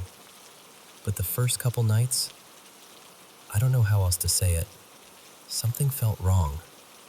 Not new house creaks wrong, not we're not used to the neighborhood wrong. More like my body was reacting before my brain could explain anything. I'd be lying in bed next to my partner, Eli, and everything in me would just tense up, like the air was heavier than it should have been. By Monday afternoon, I was a mess. Full on crying, telling him, "I don't want this house anymore. I think it's contaminated. I feel like it's going to hurt us." And I know how that sounds. I do. But it felt so real in the moment that I couldn't talk myself out of it. Eli tried so hard to steady me. He kept saying, "We're okay. We're safe. It's just a big change." He even tried to make me laugh when I spiraled about the dumbest thing, because I'd killed a couple bugs earlier and then convinced myself, completely seriously, that the rest of them were going to retaliate. Like they'd formed some tiny revenge squad. He looked at me with this gentle half smile and said, "Babe, the bugs are not organizing." That night, we decided to get out of the house for a bit. My sister Jess offered to let us come over, do laundry, because we didn't have a washer yet, and just breathe somewhere that felt normal. We got there, ate something, the couch swallowed us up, and we accidentally fell asleep. And then the next morning happened. We drove back to the house, still kind of groggy, carrying our laundry baskets, trying to act like this was just a regular Tuesday. We unlocked the door, stepped inside, and immediately saw our cat, Miso. He was only 3.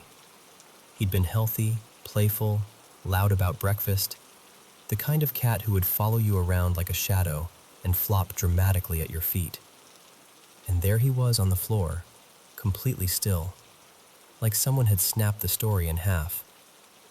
I don't even remember dropping the baskets, but I must have, because the next thing I know, I was on the ground, saying his name over and over like it could pull him back. Eli went searching for our other cat, Nori, because she was nowhere in sight. He found her hiding, wide-eyed, trembling, but alive. We got her out of the house as fast as we could, and I need you to understand what that did to me.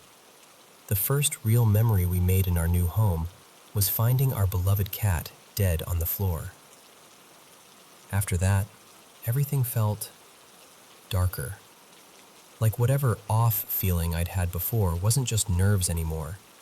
It was grief, yes, pure grief. But it also felt like the house absorbed it and turned it into something sharper. We tried to fight it. Yesterday we threw a little cookout, more like an unofficial housewarming, even though it didn't feel like warming anything. We invited family and a few close friends.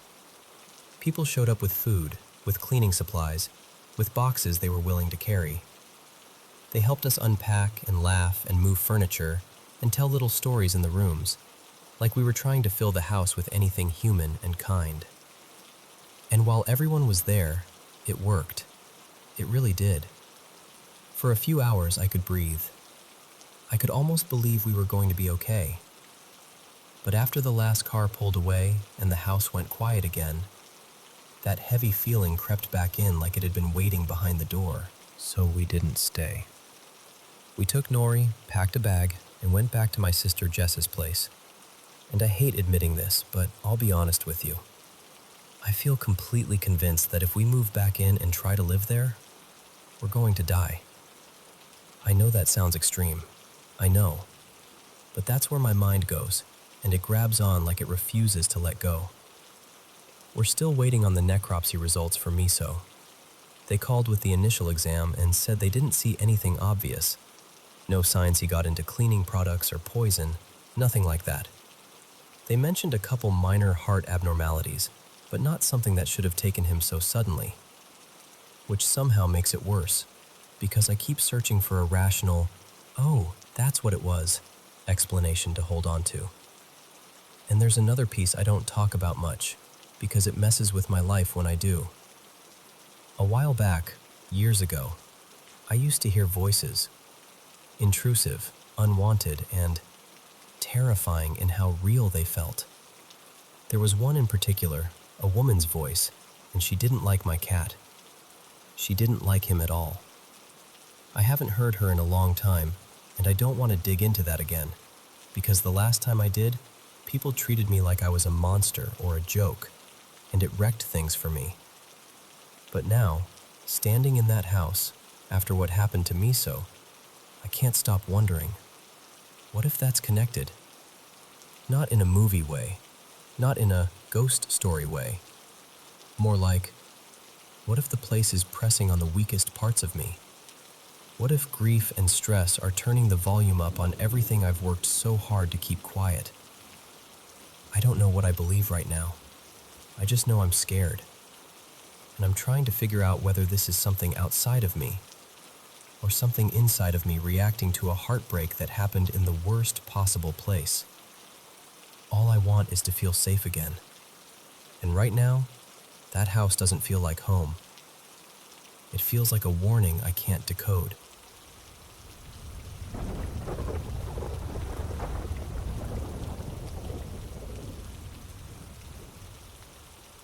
Hey, so I don't tell this story to just anyone, because even now, I'm not sure how it sounds from the outside.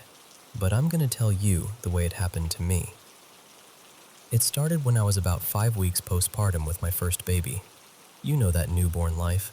Half asleep, sitting up in the dark, trying not to fully wake up while you make a bottle. I remember I was holding her, watching her little face, and then I saw it. Not in the room exactly, in her eyes. Like when you look into someone's pupils and you can see a reflection. I saw this tall, black shape behind me. Just a solid figure, no face, no features. My whole body went cold. I turned my head so fast I nearly pulled my neck, but there was nothing there. So I tried to reason with myself. I looked again, back into her eyes. And there it was again, behind me, watching. I turned on the lamp, checked the room, checked the corner, checked the space behind me. Nothing. And the thing is, behind me was just a blank wall, white and plain, only a couple steps from the bed. There wasn't even anywhere for a shadow to hide. I turned the light off again, looked back into my baby's eyes, and it was gone. That was the first time I met it, whatever it was. After that, the house started to feel crowded. Like there were places where I'd walk and it felt like I'd brushed right past someone, even though no one was there. The worst spot was because the woman, my Nan, I think, didn't feel threatening. But the dark figure? That was something else. Completely different. Different weight in the air. Different energy. Like one presence was familiar and protective, and the other was hollow and heavy. My little brother used to come over late sometimes and knock on my window to mess with me. He did it one night, and I called out, half asleep and annoyed, "Stop it, leave me alone." But the knocking got harder and faster, and it didn't stop. I got angry, like proper angry. I grabbed my phone and turned the flashlight on, ready to march to the window and tear him a new one. And the second my light hit the room, I saw it, right behind my closed bedroom door. That same tall black shape, just standing there like it had been waiting. I dropped my phone instantly. Of course I did. Like my hands forgot how to work. And at that exact moment, my baby started screaming from dead sleep. Full panic scream, the kind that makes your heart jump into your throat. I was shaking, trying to grab my phone off the floor, and I could still hear knocking while I fumbled. But the second I got the light back on and aimed it toward the door, gone. The knocking stopped, and my baby went quiet again like someone hit a switch. Just asleep. That night I sat up until morning. I didn't even cry. I think I was past crying. I was just trying to understand what was happening. Other things started happening too, smaller, but enough to mess with me. Once I dropped my baby's first little toy, one of those rattly ones with little metal balls inside, and I picked it up, set it on the dresser, and it started spinning. Not wobbling, not rolling, spinning like someone had flicked it. It went around and around way longer than it should have, and when it finally stopped, it was facing directly toward my daughter in her crib. I stared at it for a long time, then I picked it up and threw it out. I couldn't keep it in the house. I didn't even want to look at it again. After a while, it started to feel more physical, like not just a presence, but like something pushing into our space. I told my family I was scared, and they told me something I didn't expect. They said, "Stop feeding it. Stop being afraid. That's what it wants." So I tried. I started talking to my nan, like actually calling to her. I found a photo of her and I faced it toward me and my baby when we slept. And I'm not kidding when I tell you, it was the first time I felt safe in that house. Like the air got lighter. And once I stopped being scared, it felt like it moved. Not disappeared, moved. It started showing up around my mom. I didn't even tell her at first because I was terrified she'd look at me like I'd lost it. But one day, she mentioned things on her own. Feelings, noises, that sense of being watched. And it was like it was bouncing between us for months. Eventually, it faded. I can't even tell you how. It just stopped being loud. That was about 6 years ago now. Then, near the end of 2023, after my granddad passed, everyone called him Pop, but I called him Papa. I felt it again. We were staying with family for the service, and on the second night, I went back to my uncle's house to grab blankets and clothes. My partner, Jaden, came with me. We pulled into the driveway at night, and the second the headlights hit the house, I got that same feeling. Like my body knew before my brain could catch up. I told Jaden, "Wait, don't get out yet." He looked at me, and I could tell he felt it too. He didn't even ask what I meant. His face changed. His posture changed. That quiet kind of fear you can't fake. I whispered, "I think someone's here." We stopped at the back gate. I've never seen Jaden hesitate like that. He was looking at the dark like he expected something to step forward. He didn't want to go through. But I did. And the second my foot crossed that gate line, I felt surrounded. Like the air became thick and full of bodies. I got claustrophobic. My chest tightened and my heart started racing like I'd sprinted. It felt like we were walking through a crowd, except it was silent, and everyone was staring, and the space was closing in, squeezing. I rushed to the back door, hands shaking, and as I unlocked it, I called out loud, "Papa, Papa, please." And I swear to you, the second I said his name and opened that door, it was like a pressure valve released, like someone lifted a weight off my shoulders. The house felt peaceful, still, normal. We grabbed what we came for. We even went into the spare room, the room I used to avoid, and it felt okay. Like whatever was inside didn't want to come through the door with us. But when we went back outside to lock up, I felt it again. That same dark energy from years ago. Like it was crouched near the hedge by the gate, waiting. watching. We didn't run, but we walked fast and we didn't look back. I felt this huge relief getting back into the car, like escaping a place you didn't realize was suffocating you until you finally breathe again. We drove off, and I felt it at the front of the house, like it was standing there watching us leave. We didn't speak for a few minutes. My mind was trying to make it make sense, like nothing happened but also everything happened. Then Jaden finally said, "Did you feel that?" And I swear I nearly cried from relief. Not because it was good news, because it meant it wasn't just me, but because I finally knew I wasn't imagining it. He described the same exact things I felt. The movement, the pressure, the way the air changed. And later, while we were driving, I felt this chill like something was right behind us in the back seat. Before I could even say it, Jaden tilted the rearview mirror upward and said, "I don't want to see. It feels like something's right behind my neck." We never went back to that house after that. And the strangest part is, I don't feel scared the way I used to. I still feel it sometimes, every now and then, like a shadow in the corner of my life. But it doesn't own me anymore. When it happens, I call to Papa. I call to my Nan. And the air feels lighter again. I don't know what it is. I don't know if it's grief or something spiritual or something I can't explain with words. But I know I'm not the only one, because other family members have heard the same footsteps, the same noises, in the same parts of the house. So, that's my story. And honestly, I'm still trying to decide what I believe.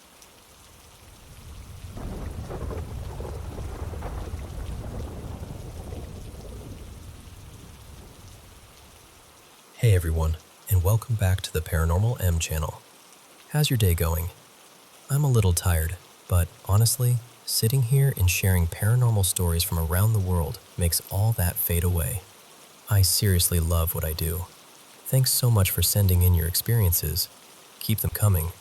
And don't forget to drop a comment and tell me where you're watching from. Also, make sure you're subscribed and hit that notification bell so you don't miss any new videos. Alright, get comfy, head to bed, turn on your nightlight, and let's dive into today's paranormal experiences. So, let me tell you about this weekend that still gives me chills when I think about it. It was sometime in the mid-2000s, let's say 2006. I'd planned this extended weekend getaway with my then-fiancée Marisa at this famous old pink hotel on the Gulf Coast. The kind of place that looks like it belongs on a postcard. Arched windows, palms swaying, that whole grand old resort vibe. But it also had a history. Over the decades, it had gone through different lives. Glamour, decline, being used for things it was never meant for, then sitting quiet for a while before being restored and reopened. Beautiful on the outside, with a weird feeling tucked into the corners. Now, here's the key detail about me. I'm extremely allergic to cigarette smoke. Not, I don't like the smell. I mean my body reacts fast. So I'd made a point to reserve a non-smoking room, and I'd even mentioned it twice. Once when booking, once again a day or two before we arrived. I was trying to do everything right. We get there after check-in, luggage in hand, feeling that little rush of vacation finally started, and the front desk hits us with, "Your room isn't ready yet." They're very sweet about it though. They tell us to relax in the lounge, and they comp us a couple of drinks while we wait. Marissa's laughing, making the best of it, talking about how we're going to walk the beach after dinner. I'm trying to settle into the mood. About 40 minutes later, someone comes over, real polished, concierge energy, and says our room is ready. We head upstairs, and the second I step over the threshold, I know. I don't even need to sniff around or check anything. It hits my face like a wall. Someone had smoked in there recently. Maybe they opened a window. Maybe housekeeping sprayed something. But it didn't matter. My chest tightened immediately. That prickly, awful start of a reaction. I looked at Marissa and said, "Don't unpack. Not one thing. We can't stay in here." So I go back down to the front desk, trying to keep my voice calm because I'm already uncomfortable and I don't want to sound dramatic. I tell them the room reeks of smoke and I'm allergic, so we need another non-smoking room. They relay it to the manager on duty. His name tag said Gordon. I remember that for some reason. And he comes out with this smile that's just a little too fixed. And he really, really wants me to stay in that room. He starts offering solutions: carpet deodorizer, an ozone machine, air fresheners. We can take care of it right away, all that. And I'm standing there thinking, "Sir, I am not negotiating with physics." I tell him, "I appreciate it, but this is medical. I can't gamble on it. I need a room that hasn't been smoked in, period." So we wait again, another 40 minutes or so. At that point, I'm exhausted, and Marissa's being incredibly patient, but I can tell she's disappointed. The whole evening felt like it was slipping away. Finally, they give us a new room. And honestly, it was a better room. A view straight out toward the water, the beach stretched like a pale ribbon, moonlight glimmering out there later that night. And when I walked in, nothing. Clean air, no smoke. My body relaxed immediately. We unpacked, got ready for bed, and I remember thinking, okay, we're good now. There was a ceiling fan above the bed, one of those old-fashioned ones with a wall switch that clicks through settings: off, low, medium, high. Before we went to sleep, I set it on the lowest speed, just enough to keep the air moving. Now here's where it shifts. The room is cold, way colder than it should have been. The AC is running, but it feels like it's overdoing it. And then I notice the ceiling fan. It's not on low anymore. It's moving fast, like medium, maybe high. And I'm lying there squinting up at it, trying to decide if I'm half dreaming, and then it starts speeding up. Not gradually, not the way a fan ramps up when you change settings. It's like something is pushing it, faster and faster and faster. It got so fast it stopped looking like individual blades and started looking like a solid disc. The kind of speed that makes you think, that thing is going to come loose, like it's going to rip out of the ceiling and turn into a flying weapon. Marissa is asleep beside me, totally peaceful, not stirring at all. And I'm just lying there, frozen, watching this fan spin like it's trying to escape the room. Finally, I get out of bed, walk over, and flip the switch to off. The fan doesn't even hesitate. It keeps going, full speed, like I didn't do anything. I remember standing there with my hand still on the switch, flipping it again, off, low, medium, off, like maybe the mechanism was stuck. Nothing. That fan kept running at that same breakneck speed. So I go back to bed, and I don't wake Marissa, because what am I going to say? Hey, the ceiling fan is possessed?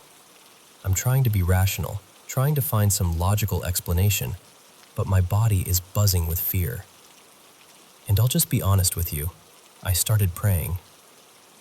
Quietly, not out loud, just in my head, with that very focused, very serious kind of prayer you do when you feel like something is in the room with you. And as I'm praying, the fan starts to slow. Not immediately, but little by little, like whatever momentum it had is being taken away. It's still spinning even though it's switched off, still spinning, but it's slowing down until it looks normal again. At some point, my eyes got heavy and I fell asleep. Morning comes, bright daylight. The room looks harmless, beachy, normal. The fan is completely still. Marissa stretches, smiles, starts chatting about breakfast, and I decide I'm not going to say a word. Not yet. I don't want to freak her out, and I'm still trying to convince myself it was some electrical glitch. So I go into the bathroom to shave. The sink is running, the mirror is fogging a little, and I'm halfway through scraping my jaw when I hear it. a voice. Not muffled conversation, not TV noise, not something from the hallway. A voice, right on the other side of the bathroom wall, loud and sharp, like someone shouting from inches away. "Get me out of here!" I stopped shaving instantly, just froze with the razor in my hand. And it wasn't one of those moments where you wonder if you imagined it. It was clear, commanding, desperate. I stepped back, listened, waited for anything else.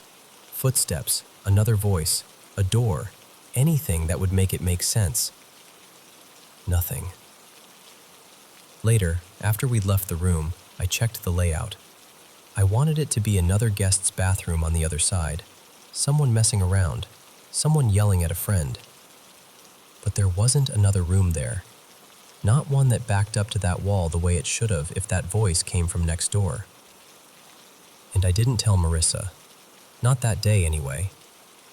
I just carried it with me, this strange, cold little knot of knowing. Like for one night, in a place that wore beauty like a costume, something unseen decided to remind me it was still there.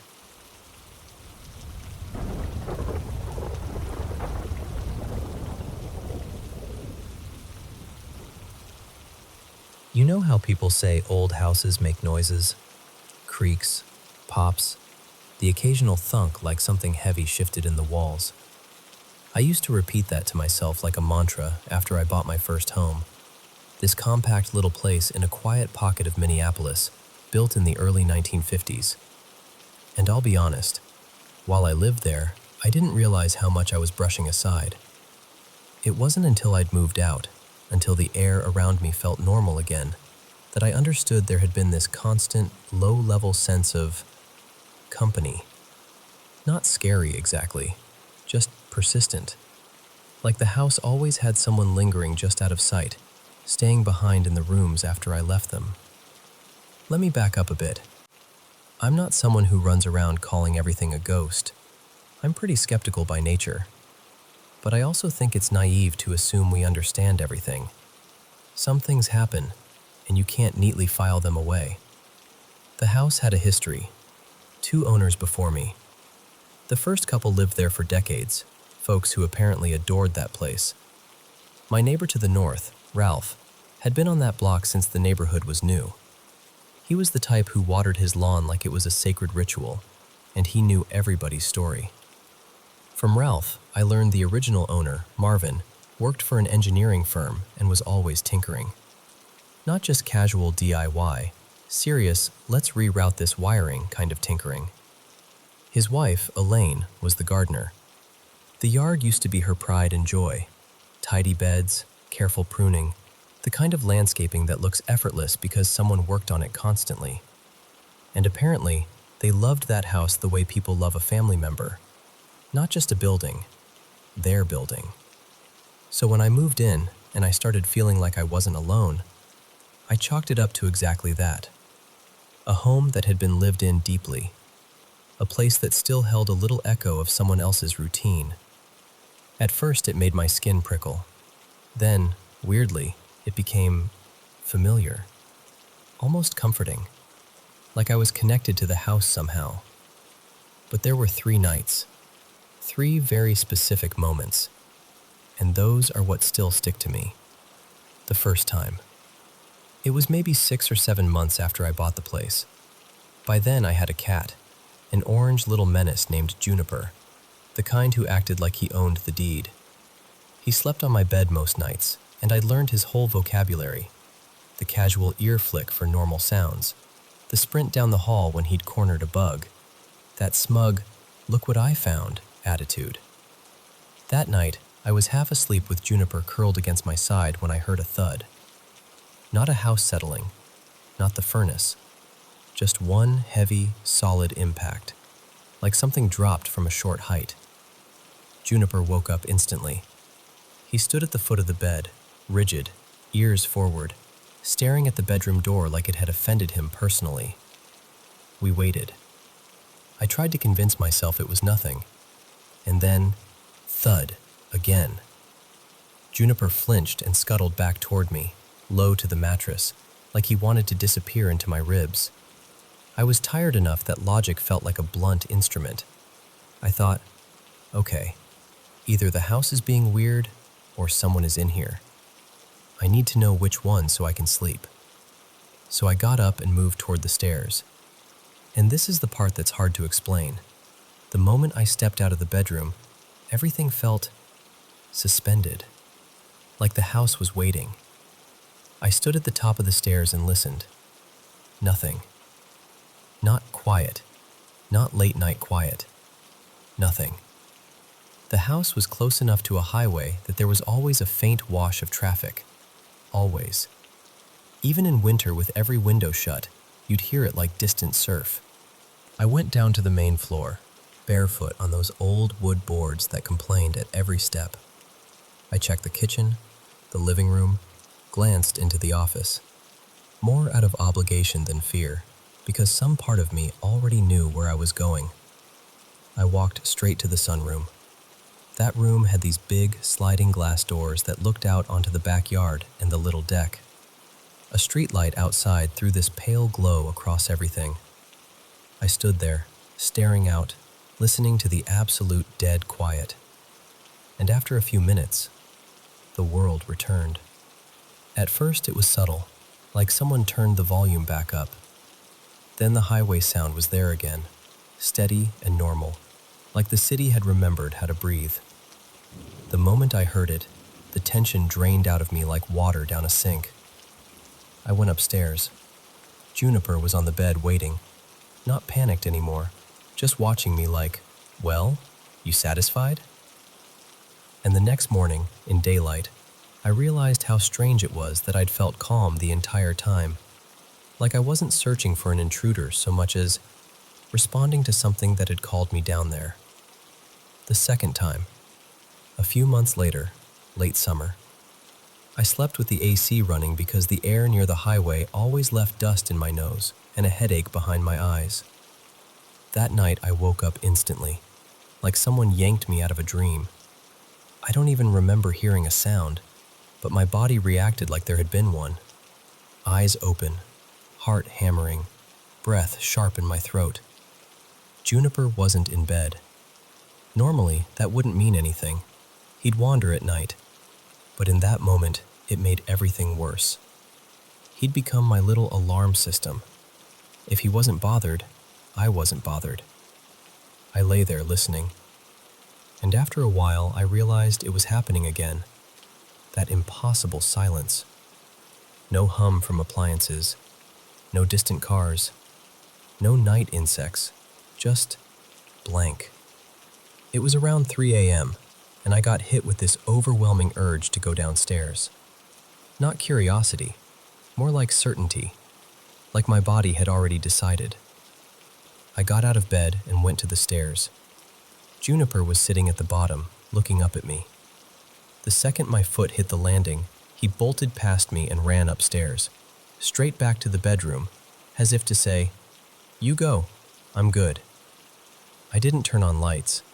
The street lights outside gave enough visibility, and honestly, I didn't want to break whatever night vision feeling I had. I walked straight to the sunroom again. No checking rooms this time, no second guessing, just straight there. I stood in the middle of the room, staring out into the bluish yard. And then I heard it. Right behind my right ear, a whisper, soft, close, intimate in the worst way. Hey. It wasn't loud. It didn't echo. It wasn't like it came from across the room. It felt like it happened inside my space, close enough that, for a split second, I almost expected to feel breath against my skin. I turned slowly, stupidly, like turning fast might make it real.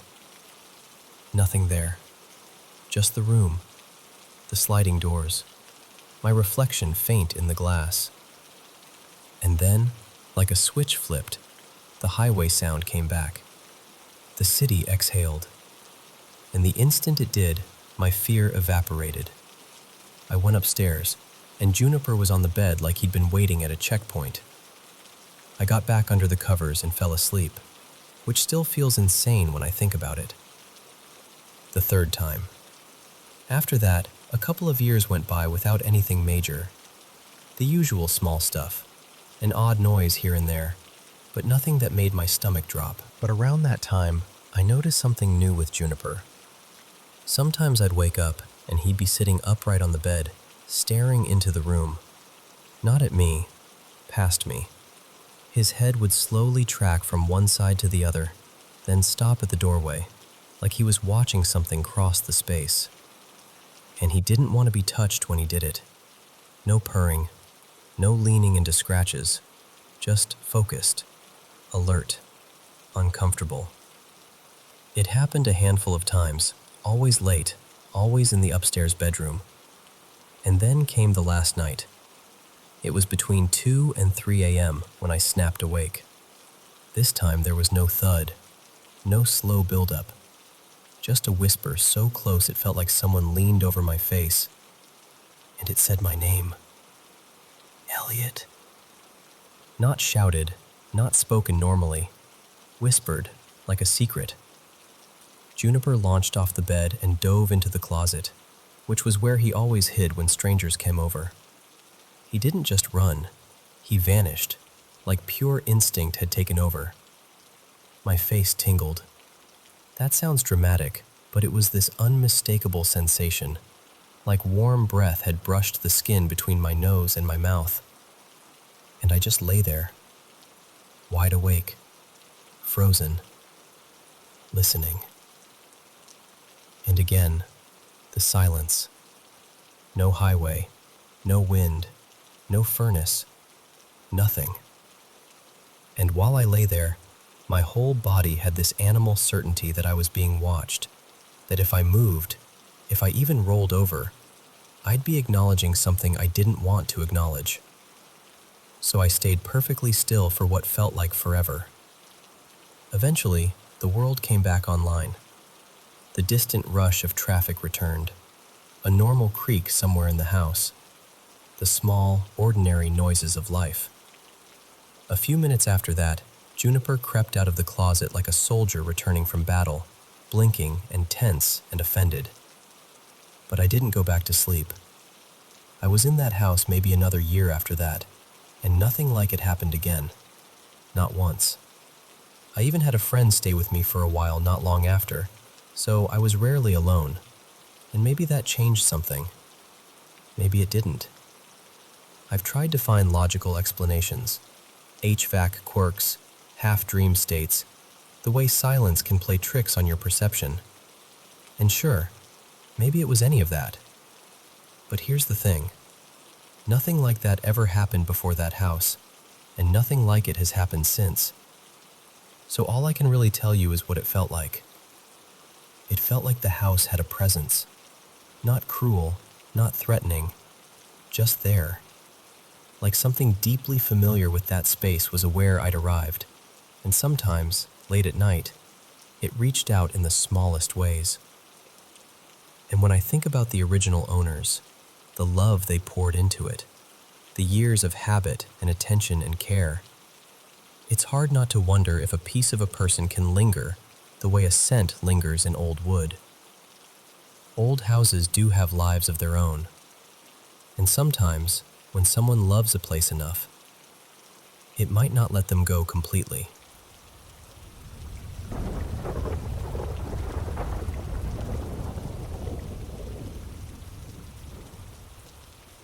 So, I've been into paranormal stuff since I was a kid. Ghost stories, weird coincidences, that whole world. And honestly, in all those years, I've only had maybe a couple moments that might have been something. Nothing I couldn't shrug off with a, yeah, but it could have been X. But what happened recently? That was the first time I walked away thinking, I genuinely do not know what that was. It was last weekend, Saturday night, I think. I was at my late mom's place, in the bedroom that used to be hers, with the door shut behind me. She passed earlier this year after a long illness, and we'd finally started going through her things. The slow, careful kind of sorting where you'll find a sock and suddenly you're holding back tears because it smells like her laundry detergent. Anyway, I was alone in her room, going through this tall cabinet, pulling out papers, old scarves, random little boxes of important things. My partner, Mara, was in the apartment too, but not near me. She had the kids, Luca and Nina, out in the back area, messing around with some plants and a small cleanup project. And while I'm leaning into the cabinet, I hear it. A dull thump. Not a knock, not a tap, a thump, like someone gently but firmly bumped the door with a knuckle, or even a single finger. Then a pause. Then another thump. Then another, irregular, spaced out, almost like whoever was doing it wasn't trying to communicate, just doing it. At first I ignored it. I thought, it's probably the kids being weird. You know how kids will just randomly knock on doors for no reason and then sprint away laughing like gremlins? But it kept happening.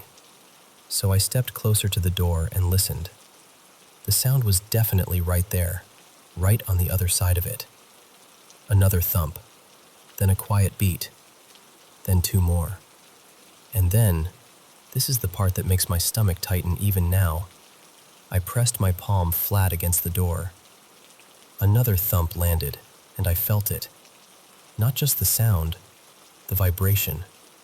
A very specific, localized little jolt through the wood, like something had made contact directly with the surface.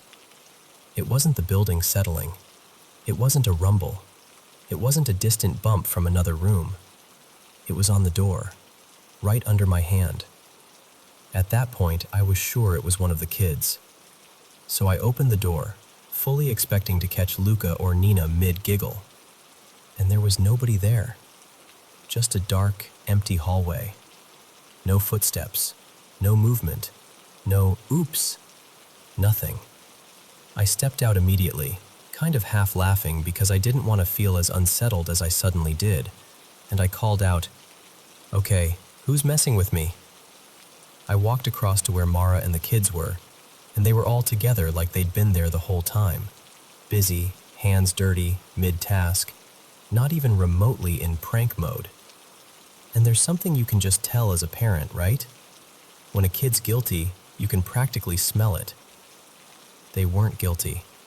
They weren't even confused. And the timing made it worse. Because from the moment I heard the last thump to the moment I pulled my hand away and turned the handle, it was basically 1 or 2 seconds. There's no way either kid could have thumped the door and teleported to the other side of the apartment that fast, especially without making a sound in the hallway. I don't even know how many times it happened. At least 8 or 9 thumps, maybe more. And they weren't rhythmic. It was random, like thump, thump, pause, thump, longer pause, thump, thump. After I checked on everyone, I went back into that bedroom. I shut the door again, stood there for a moment just listening, and then I went back to sorting through the cabinet. And it stopped. Completely. No more thumps. Not one. Like whatever it was only happened until I opened the door, and once I did, it was done. I've tried to make it make sense. I've replayed it over and over, trying to give it a reasonable explanation, because I want there to be one. But I can't get around the fact that something I couldn't see seemed to be thumping on that door, and I felt it with my own hand. And I'll tell you something else, too. That bedroom had always felt a little off, even before my mom passed. Not like haunted mansion creepy, more like a quiet heaviness, like the air sat differently in there. I'm not saying it was her. I don't even think it was, honestly. But something about that room has never felt completely comfortable. I know it's not the most dramatic paranormal story. No floating objects, no cold hands grabbing ankles, no shadow figure in the corner. But to me, it's one of the strangest things that's ever happened. Because I still don't have an explanation. And I swear to you, I would love to have one.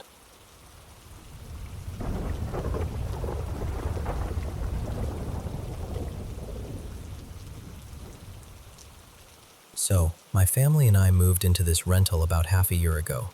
An old 2-unit place built sometime around 1912. We're on the top floor, and the whole house sits in this quiet little historic Midwest town where everything looks like it has a story. What's wild is, it's only a short drive, like 5 minutes, from the street where my grandma grew up. So it already feels kind of layered, you know? Like the past isn't far away here. Anyway, the basement is where we do laundry and stash all our extra stuff, so I end up going down there a lot. And listen, I'm not the type who freaks out easily. I'm the person who falls asleep to horror movies. I love creepy games, spooky stories, all of it. When we first moved in, my younger brother Milo and I actually joked about it. We were like, oh yeah, guaranteed this basement has the ghost of some old-timey maniac. Just messing around. But I don't really laugh about it anymore. At first, the basement didn't seem like anything special. It's got that typical old house vibe. No windows, thick wooden beams, exposed brick, cobwebs that look like they've been collecting rent for a century. But nothing I hadn't seen before. In our last place, my bedroom was literally in a basement, though to be fair, it was finished and bright and totally modern. This one is the complete opposite. This one feels like the house is holding its breath down there. The basement is split into 2 halves too. The neighbors have the right side, and we've got the left. Our part is basically a long, narrow stretch, like a hallway that goes on a little too far. The washer and dryer sit along the wall, and then, at the very back, there's this door. And I know how dramatic that sounds. There's this door. But it's not a normal door. It's a rough wooden door, like someone slapped it together quickly. And the beams around it have these long nails sticking out, way longer than they need to be, like teeth. The first time I noticed them, I remember thinking, that can't be safe. Like, who does that? Who leaves nails like that? It looks less like construction and more like a warning. At the beginning, I'd go down there, switch on the light, toss clothes in the washer, and leave. No big deal. But over time, the more trips I made, the more I started noticing this shift. It's hard to explain without sounding strange, but the energy down there feels wrong. Not, ooh, spooky basement wrong. More like emotionally wrong. Like the air itself is heavy. And I'm someone who picks up on that kind of thing. I've always been sensitive. I believe places can hold on to feelings the way fabric holds on to smoke. Like if something intense happens somewhere, fear, grief, panic, it can sink into the walls and stay there. Maybe that's just how my brain works, but I felt it before in certain rooms, certain buildings. During the day, it's not as bad. It's still creepy, but manageable. Sunlight doesn't reach down there, obviously, but somehow daytime still softens it. Nighttime is a different universe. Tonight, for example, I went down to grab my laundry from the washer, and right away I knew it was going to be one of those nights. The second my foot hit the basement step, it felt like the air got thicker. Like walking into a room where someone just stopped talking. And I realized something I've been doing without even thinking about it. I avoid looking toward that back corner, toward the nailed-up door. It's like my eyes just slide away from it. Like my body's quietly saying, don't acknowledge it. And the whole time, I had this sharp little instinct screaming in my mind, don't turn your back. Which is awful, right? Because to leave, you have to go up the stairs, and the light switch is behind you. So you climb, and then you reach back and shut the basement light off, and suddenly there's just this open mouth of darkness behind you, swallowing the bottom of the stairs. Normally I just flick it and go. Tonight, I couldn't. I walked up backward. Not fully, but enough that I kept looking over my shoulder the entire time. Step after step, heart thumping, jaw clenched, trying to act like I wasn't scared even though nobody was there to impress. I felt ridiculous. But I also felt like if I stopped watching that darkness, something would move. And the second I stepped into our apartment and shut the door behind me, honestly, it was like someone lifted a heavy coat off my shoulders. I felt the pressure vanish, like the basement couldn't reach me anymore once I crossed that threshold. What messes with me is, there are other weird things in this house. Our landlord told us the place was built before the big war, and you can tell, everything's narrow and uneven and old-fashioned. Apparently, the section we live in used to be the servants' quarters, and there's this little boarded-up door in my sister Elise's closet, tiny, like only a kid could crawl through it. The landlord claimed it was some kind of old hiding space people used back then, like a precaution during wartime. Maybe that's true. But the combination of all of it, the secret little door upstairs, the heavy air downstairs, that nailed-up room in the basement, makes me feel like there's a part of this house that doesn't want to be remembered.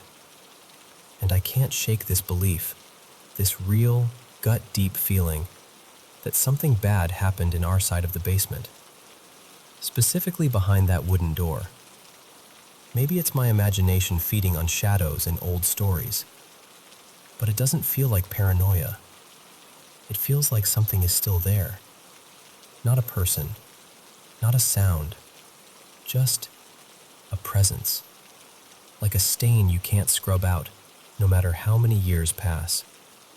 And the worst part is, I can tell it notices me noticing it.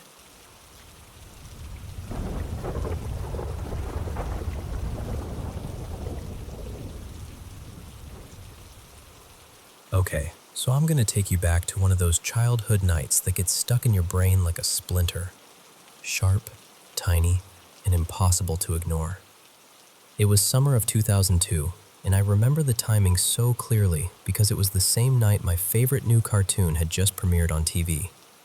I was 8, which meant two things. Everything felt like a big deal, and staying up late was basically a sacred event. So I had a sleepover at my best friend Mia's house, at her mom's place. Mia was the kind of friend you could be weird with without feeling weird, you know? We camped out right in the living room so we could keep the TV on while we drifted off. I was obsessed with this sci-fi movie at the time, Treasure Planet, and I was trying so hard to convince Mia it was the greatest thing ever made. Like, I was doing the whole, no, wait, watch this part, every 5 minutes. Anyway, we eventually conked out on the floor with blankets and pillows, the TV glow fading into that fuzzy half-sleep. And then, something woke us up. It had to be around 3 in the morning, because it felt like the dead center of the night, when houses make creaks and the world is too quiet. But it wasn't a creak that woke us. It was the indoor wind chimes. Not gently tinkling, like they were going nuts. Clattering like there were actual gusts of wind rushing through the house, like someone had opened every window at once. And at the exact same time, from outside, right near the front yard, it sounded like a full-blown animal brawl. Not just one stray cat yowling, more like a whole swarm of them, snarling and screaming and tumbling over each other. Mia and I sat straight up, wide-eyed, frozen. You know that kind of fear where you don't even talk at first because you're waiting to hear if it gets worse? And being 8-year-olds with zero bravery and too much imagination, we decided, nope, absolutely not. We're telling your mom. So we tiptoed down the hall, clinging to each other, and we went to the bedroom where her mom and her older sister, she was maybe 13, had gone to sleep. Mia opened the door, and this part still makes my stomach drop when I picture it. The bed was there, the blankets were there, but they weren't. It wasn't like they were just turned over or tucked into the corner. It was like no one had even been in it. The room felt wrong, empty in a way that didn't make sense. Mia, trying to be brave, climbed onto the mattress and goes, hello? Why is no one in here? So for a second we assumed, okay, maybe they moved to another room. There were a couple other bedrooms. We checked.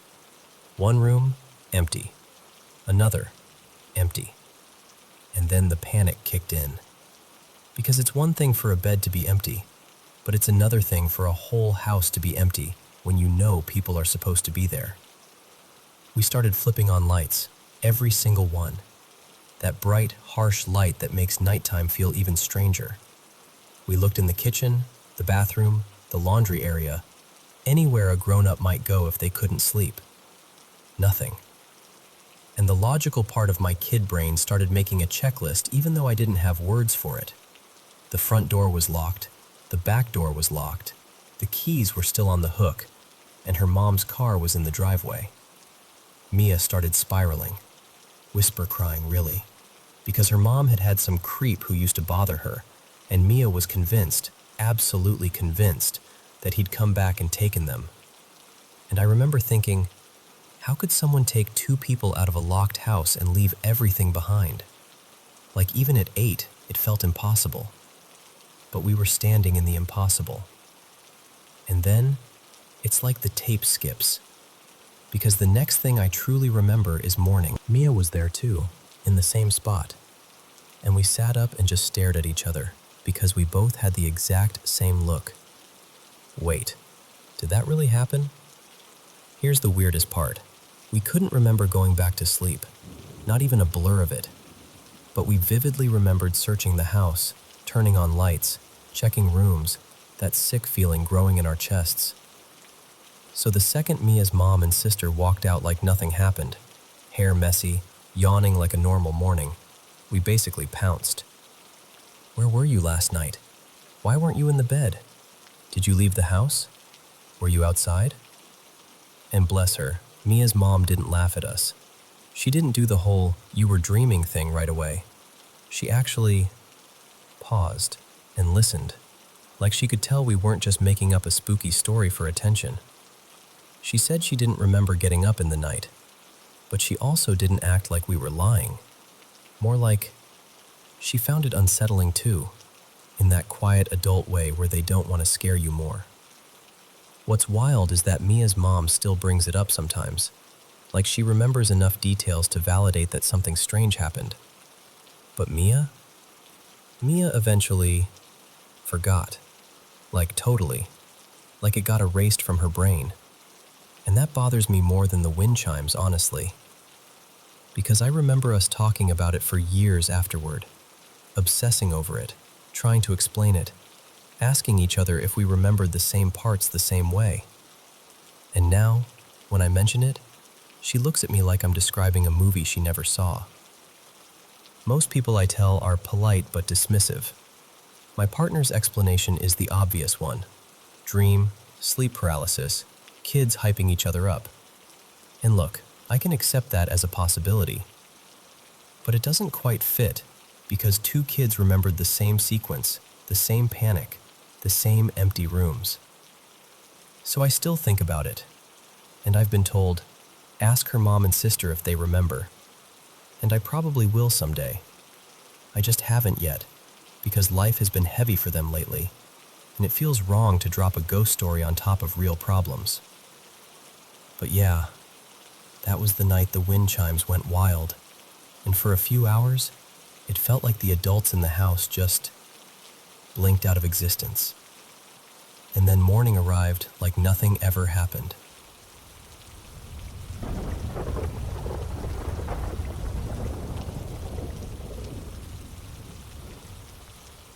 So, this is one of those stories that still makes my throat tighten a little when I tell it. Back when I was 19, this was around 2014, I went on a scuba trip with my parents to Jamaica.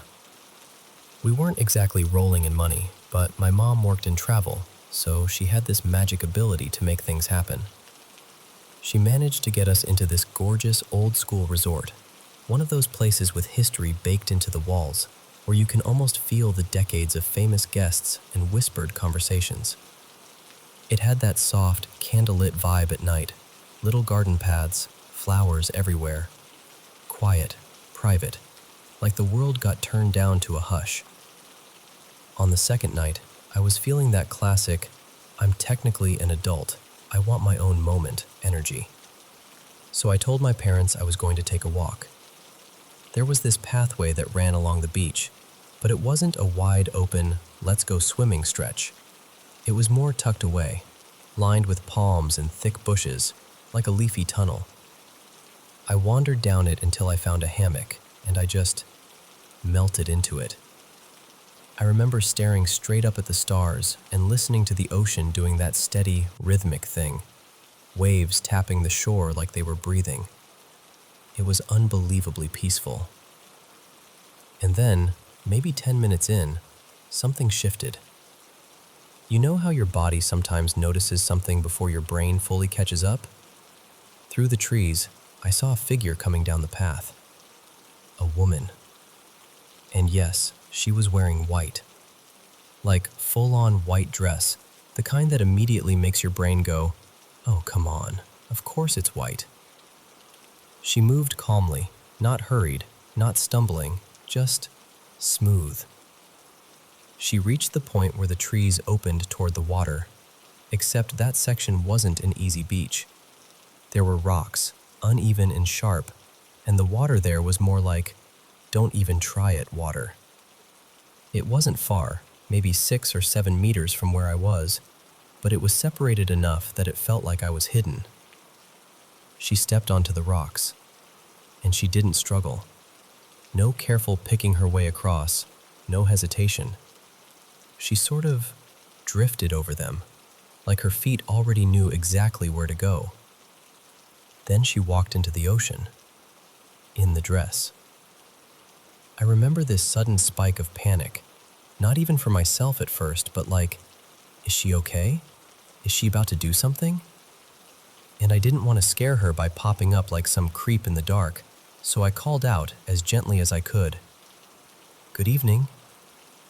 She stopped, turned her head toward me. And the thing is, she looked right at me, like she actually saw me. She gave me the softest little smile.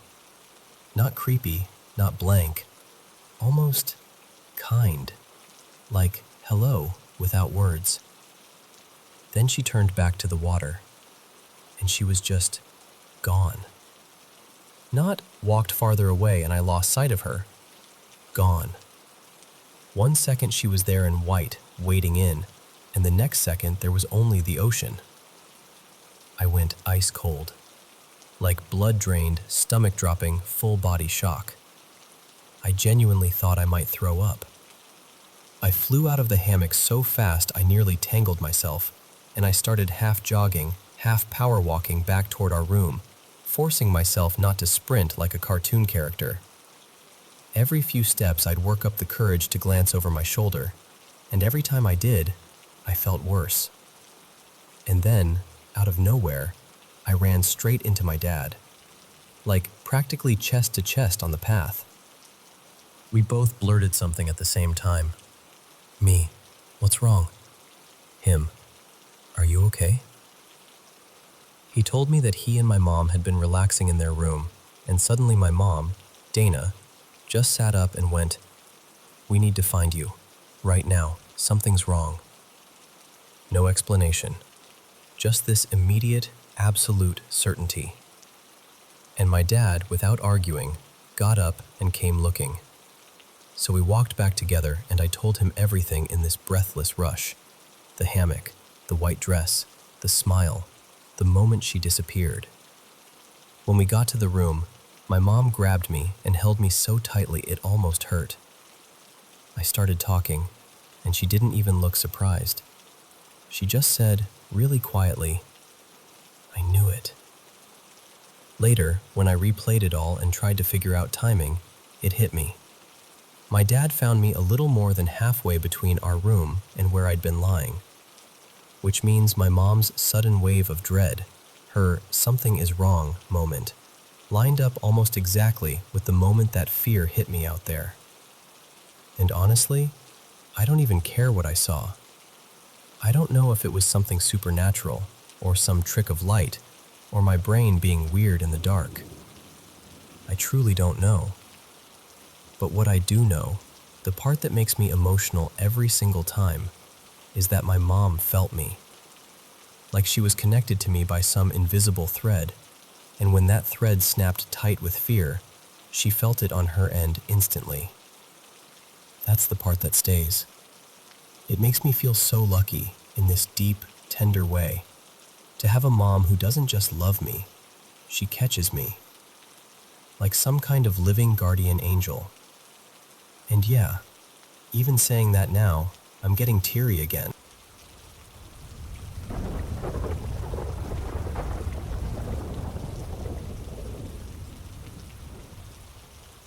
So, let me tell you something that's been seriously messing with my head.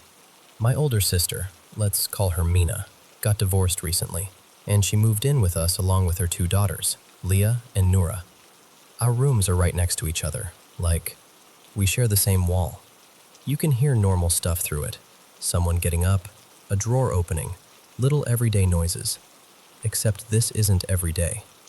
One morning, Mina and the girls cornered me in the kitchen like they'd caught me in some kind of lie. They were like, "We heard you laughing last night. Weren't you the one saying you were exhausted and dying to sleep?" And I just blinked at them. Because I genuinely didn't know what they were talking about. I said, "What? No, I fell asleep the second I hit the bed. I didn't laugh.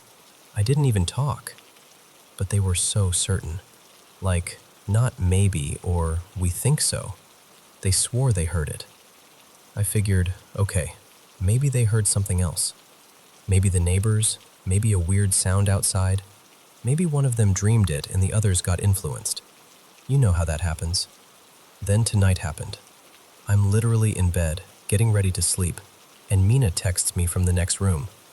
"I just heard your laughter," and my stomach did this weird drop because I hadn't made a sound, not even a cough.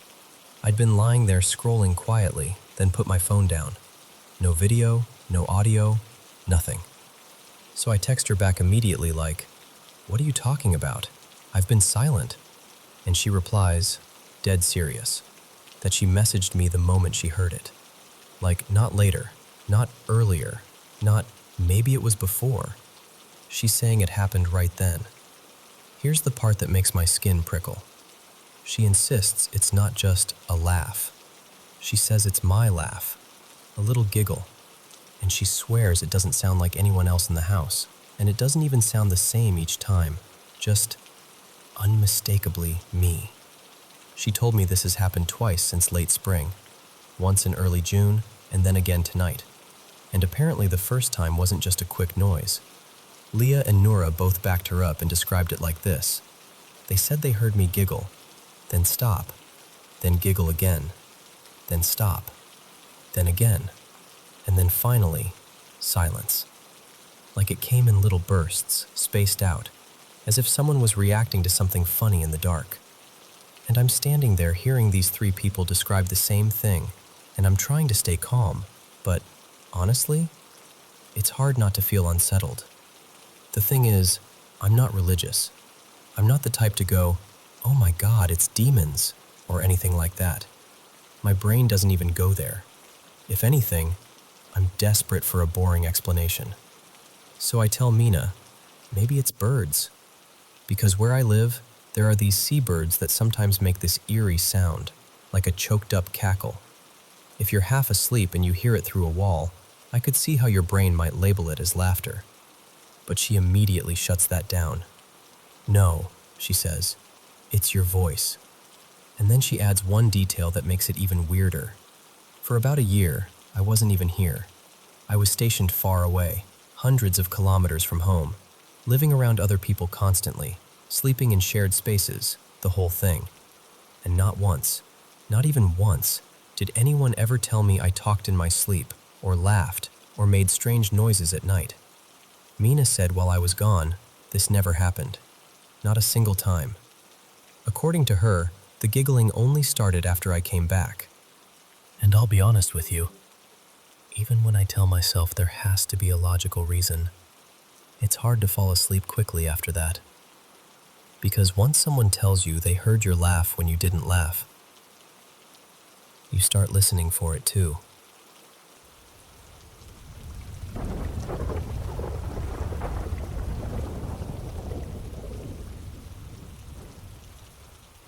So we'd just gotten back from a week in Miami, rolled in late Sunday night. And you know that specific kind of tired that hits after travel? The kind where your body's home but your brain is still halfway on vacation. My wife, Jenna, was completely wiped. By about 9 p.m., she was already out cold. I wasn't quite there yet, so I stayed up scrolling and decompressing until around 11. Our bedroom setup is a little maze-like. The bedroom connects to the bathroom, and off the bathroom there's this small reading nook we turned into a workout corner. That's where the treadmill lives. The treadmill faces the window, and it has this big screen built into it, like a little TV. Even when it's not running, the screen stays on in this dim standby mode, so there's always this faint rectangle of light floating in the dark. Anyway, I head into the bathroom and flip on the main light. From where I'm standing, I can see straight into the treadmill nook, maybe 20 feet away. And right away, I notice something off. That dim rectangle of the treadmill screen is partially blocked in the lower corner by something round. Not shaped like a person, not like a hand, nothing detailed. Just this perfectly round, dark shape, like someone had held a balloon right in front of my line of sight. And the weirdest part? It wasn't moving. It was just there. I squint, trying to make sense of it, and my brain starts doing that late-night thing, half logic, half imagination. So I flip on the second bathroom light, brighter this time, and look back. And it's gone. Completely. Now the treadmill screen is fully visible, crisp rectangle, nothing blocking it at all. I walked into the nook, checked behind the treadmill, around the window, even the corners like I was going to catch, I don't know, a balloon ghost? Obviously there was nothing. No object, no shadow source I could figure out, no explanation that felt satisfying. But here's the thing, I didn't feel scared. Not dread, not panic. More like mild confusion. Like, okay, that was strange. And then my tired brain just tried to file it away. So I brush my teeth, shut everything down, and crawl into bed. About half an hour later, I'm finally ready to sleep. I set my phone on the nightstand, roll onto my side, and immediately, Jenna bolts upright like she'd been launched. She lets out this sharp cry in the dark and scrambles straight into me, shaking, babbling, clinging to my shirt like she's trying to climb into my ribcage. And she keeps whisper yelling, "There's a bear. There's a bear in the room." A bear. At that exact moment, all the calm I'd had earlier evaporated. Because now I'm thinking, wait, did I actually see something? Is someone in the house? My brain instantly connects the round shape I saw to her absolute certainty, and suddenly I'm wide awake. I grab my phone flashlight and sweep it across the room, fast. Corners, closet, the bathroom doorway, under the chairs. Nothing. No movement, no sound, no anything. Jenna, still breathing like she just ran a sprint, even gets up and checks under the bed herself, like she's not going to rest until she proves it's empty. We do a full little inspection, and of course, there's nothing there. Eventually, we calm down. She's still shaken, but exhausted. We both manage to fall asleep. The next day, we talk about it in the light, trying to make it make sense. Jenna tells me she saw a black bear, solid, unmistakable, walking toward her side of the bed. She couldn't say if it came from the bathroom or the hall, just that it was suddenly there. She said it got low next to the bed, like it crouched, and that's when she panicked and shot up. And then, gone. And honestly, I don't know what to make of it. Part of me thinks it could be pure timing, sleep deprivation, travel fatigue, brains misfiring in the dark. Another part of me can't shake how oddly aligned it was, me seeing that round, blocking shape on the treadmill screen, and then Jenna waking up convinced there was an animal in the room. So I'm left sitting with this uneasy little question that I can't quite answer. Was it just tired minds playing tricks, twice in a row? Or did something actually happen in that room that night, and we both caught different pieces of it.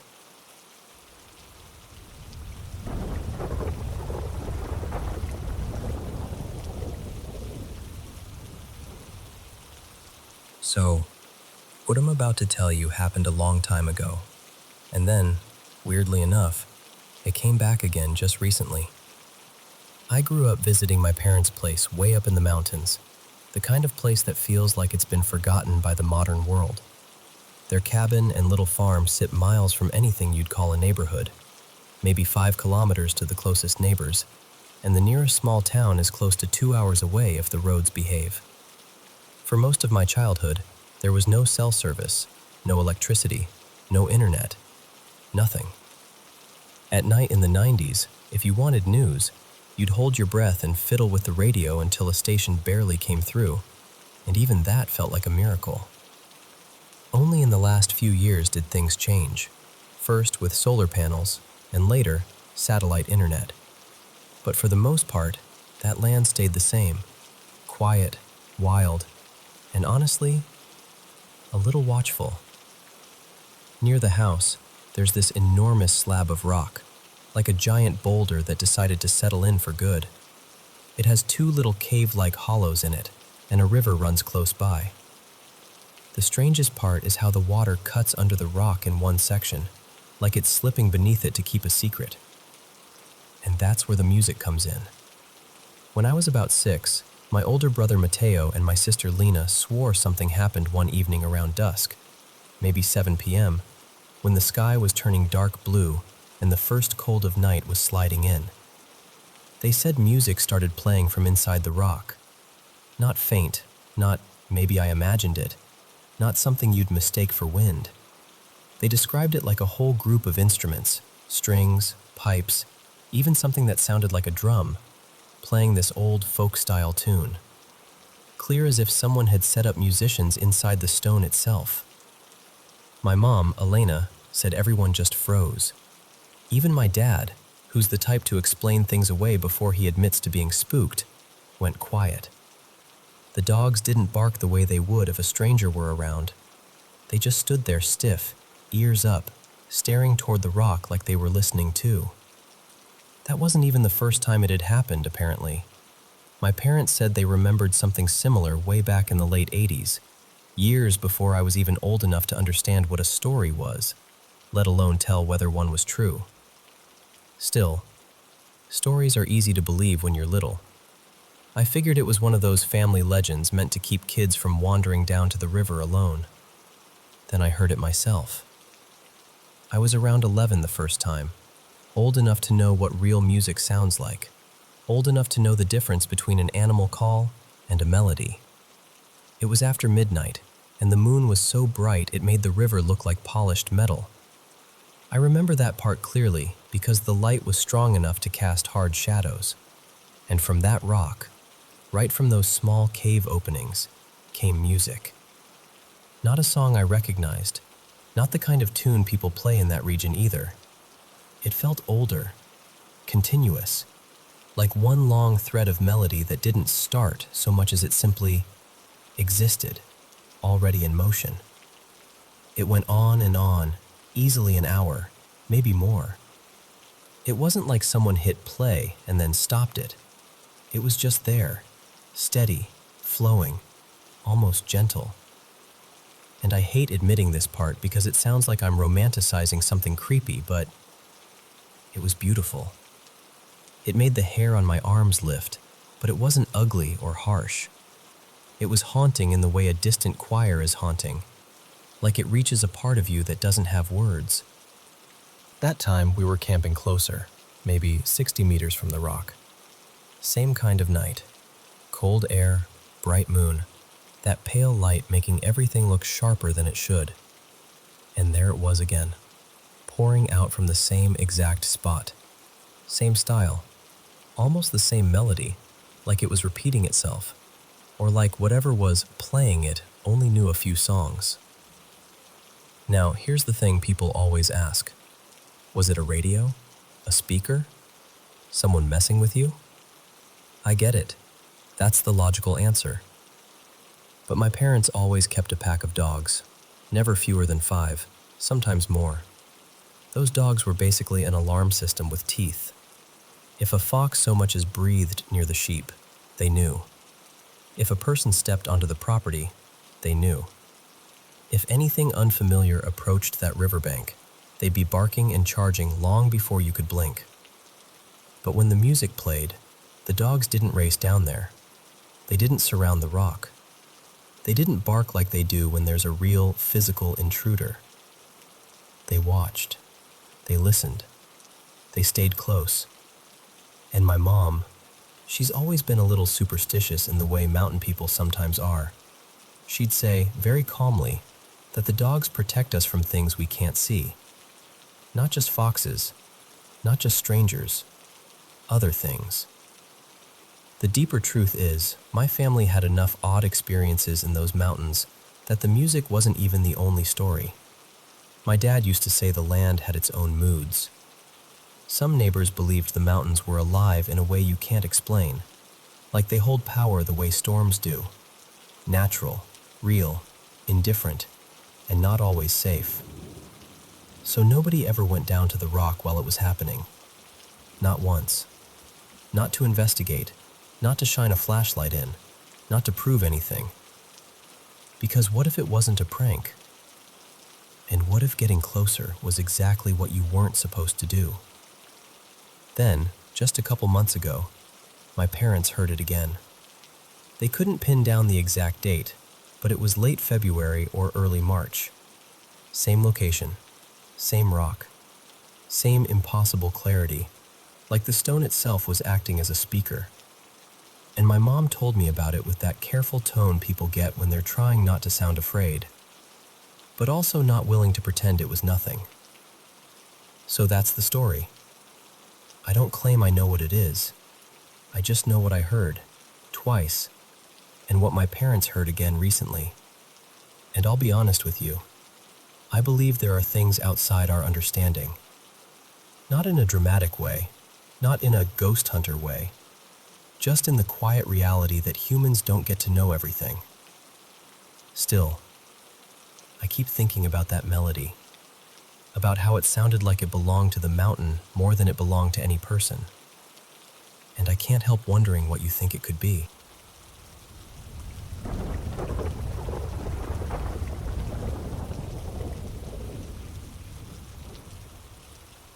Hey, so I should probably start by admitting I'm not some hardcore paranormal person. I'm open-minded, sure. I've done a couple ghost tours for fun. I'll watch spooky videos like anyone else, but I've never had anything happen to me that felt real. Nothing that actually got under my skin. I work overnight in in-home healthcare, and a little while back I got placed in this new house. It's a freshly renovated 3-bedroom place, but right now there's only one person living there. The kind of shift where, if everything's stable, I'm allowed to sleep a bit. That first night, I barely slept. I always need time to adjust in a new home. New sounds, new layout, different feel, you know? But this was different. There was this weird tension in the air the second I stepped inside. I kept telling myself it was just anxiety.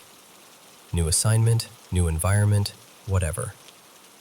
Then around maybe 3:40 in the morning, the power went out. And I'm telling you, I don't even consider myself afraid of the dark. But the second the lights died, my whole body reacted like something had just walked into the room. I froze, like full-on, heart-pounding, throat-tight, that hot wave of panic that makes you feel trapped inside your own skin. And right after the power cut, this loud slam came from the back of the house. Like a door, hard. The kind of sound that makes you instinctively flinch. I tried to rationalize it. Maybe a draft. Maybe a cabinet. Maybe the house settling. I did my rounds, kept everything calm, and by morning I convinced myself I'd just freaked out for no reason. I went home, tried to shake it off, and told myself I was being dramatic. But even after that, even when nothing happened, the feeling didn't go away. There's a hallway in that house that I hate. I don't even like looking down it. It's not long, it's not special, it's just wrong. The bathroom I'm allowed to use is all the way at the end, past a back room, and I will do almost anything to avoid going down there. I've stood in the living room debating with myself like a child. Do I really need to pee that bad? And unless it's an emergency, I won't go. A week or so went by, and I finally started trying to actually sleep on shift. I made the living room as cozy as possible. Couch, blanket, 1 or 2 lamps left on, and a show playing quietly for background noise. It should have been fine. Except, that's when the nightmares started. Not normal nightmares. Not the kind where you wake up and go, "Ugh, that was weird," and roll over. These felt heavy, real. Like my brain was trying to convince me I wasn't dreaming. Almost every time, it starts the same way. I wake up on the couch, right where I fell asleep. The TV's on, the room looks normal, but I feel this awful nausea-like anxiety, like something is about to happen and I can't stop it. Sometimes I can move. Sometimes I'm stuck, like I'm pinned in place. And then I hear things. Whispers, soft voices, like someone is talking right near my ear. I never remember the exact words when I actually wake up, but I remember the feeling of being addressed. Like whatever it is knows I'm there. And sometimes I'll see shapes, figures, standing just far enough away that my brain can't fully commit to what it's seeing. But in the dream, it feels obvious that I'm not alone. There was one night that didn't even take place in the house. In the dream, I was in this tiny town in Indiana, someplace I'd never heard of. I woke up and, out of curiosity, I looked it up online, and of course, the town had a bunch of local ghost stories attached to it. Which is just great. Like, thanks, universe. But last night was the worst one. I went all the way down to the back room, and there was a rocking chair, and someone was in it.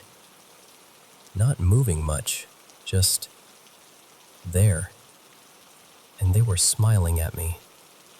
Not a friendly smile, more like they were pleased I'd finally come down the hall, like they'd been waiting.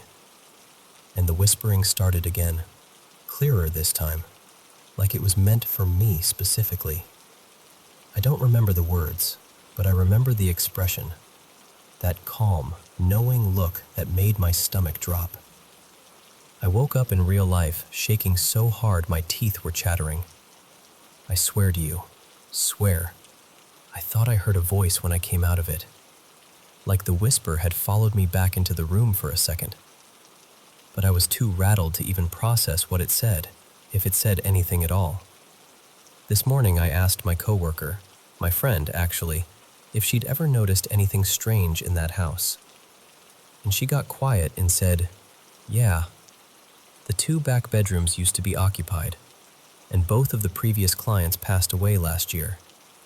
She told me sometimes cabinets will be open when nobody touched them, and people have heard odd noises in the night. And listen, I'm not saying that means anything. People pass away, houses make sounds, cabinets pop open, power flickers. But here's what I can't ignore. I don't have these dreams anywhere else. I don't have them at home. I've never had recurring nightmares like this in my life, and I've worked other overnight houses. I've slept in other living rooms. Nothing has ever followed a pattern like this. And the power? It keeps going out. Not once in a blue moon, like regularly. Sometimes multiple times a week. And every single time I'm in that house overnight, I hear something. A thump, a click, a sound from the back rooms. And every time I fall asleep, it's like my brain drops into the same dark tunnel.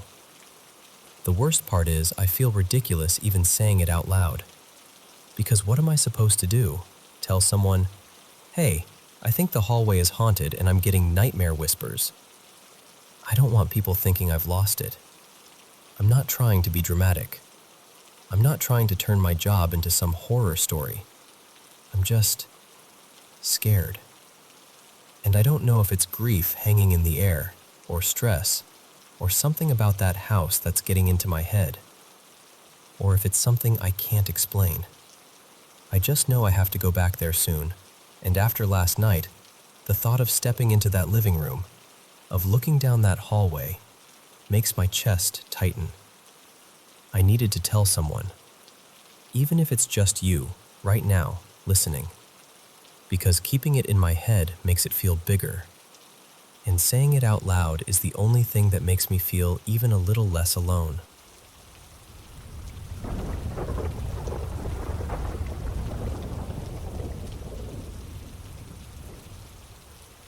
So, I've been with my partner Eli for almost 8 years now. Back when we first started dating, we were still living with our own parents, so we do that thing where you basically live together, but only in little pockets, sleeping over when we could, packing a bag like you're going on a tiny weekend trip. Eli's parents are divorced, which meant sometimes we'd end up staying at his dad's place for a few nights at a time. The thing is, the first time I stayed there, Eli didn't warn me about anything. No, hey, by the way, this house is weird. No stories, nothing. And I remember thinking, okay, great. Normal place, normal nights. Except, within the first week, I started noticing things that were hard to explain without sounding dramatic. Upstairs, there were a couple of corners that didn't just look shadowy. They looked wrong. Like the darkness wasn't a lack of light. It was thicker. Like the space went deeper than the wall should allow. Almost like your eyes couldn't measure it properly. And outside, this is such a specific detail, but it stuck with me. There was this narrow path behind the house that ran past the kitchen. There was no rule about it. No fence, no sign, nothing. But every time I even looked toward it, I felt this immediate, gut-level certainty. Don't go there. Like it was off limits, in a way that didn't belong to reality.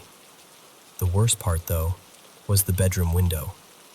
During the day, it was just a window. At night, I couldn't stand the idea of looking out of it. I'd catch myself turning my head away before I even realized I was doing it, like my body was trying to protect me from something my brain hadn't agreed was real. After a few days of feeling quietly on edge, I finally said something to Eli. I started listing the spots, the corners, the hallway angle, the window, the kitchen path, and he stopped me mid-sentence. Not in a dismissive way, more like he went pale and said, "Wait, don't keep going." Then he did the creepiest thing possible. He named the other places I hadn't even mentioned yet, like he already knew exactly what I was talking about. He told me he hadn't wanted to plant the idea in my head because not everyone reacts to it. His dad and his stepmom, Nora, seemed completely unaffected, like the house was just a house to them. So Eli was hoping maybe I'd never notice anything, but I had noticed. And once I did, it got worse. There came a point where I wouldn't even glance at those corners, not because I was trying to be dramatic, because my fear felt automatic, like touching a hot pan, like my body already knew the outcome. A few moments still make my stomach tighten when I think about them. One night, I needed to use the downstairs bathroom, and I realized I was bargaining with myself like a little kid. Just go. Just walk down. It's fine. But I couldn't. I literally refused to go alone. I waited until Eli came with me, and I remember feeling embarrassed, and also relieved, like I'd narrowly avoided something.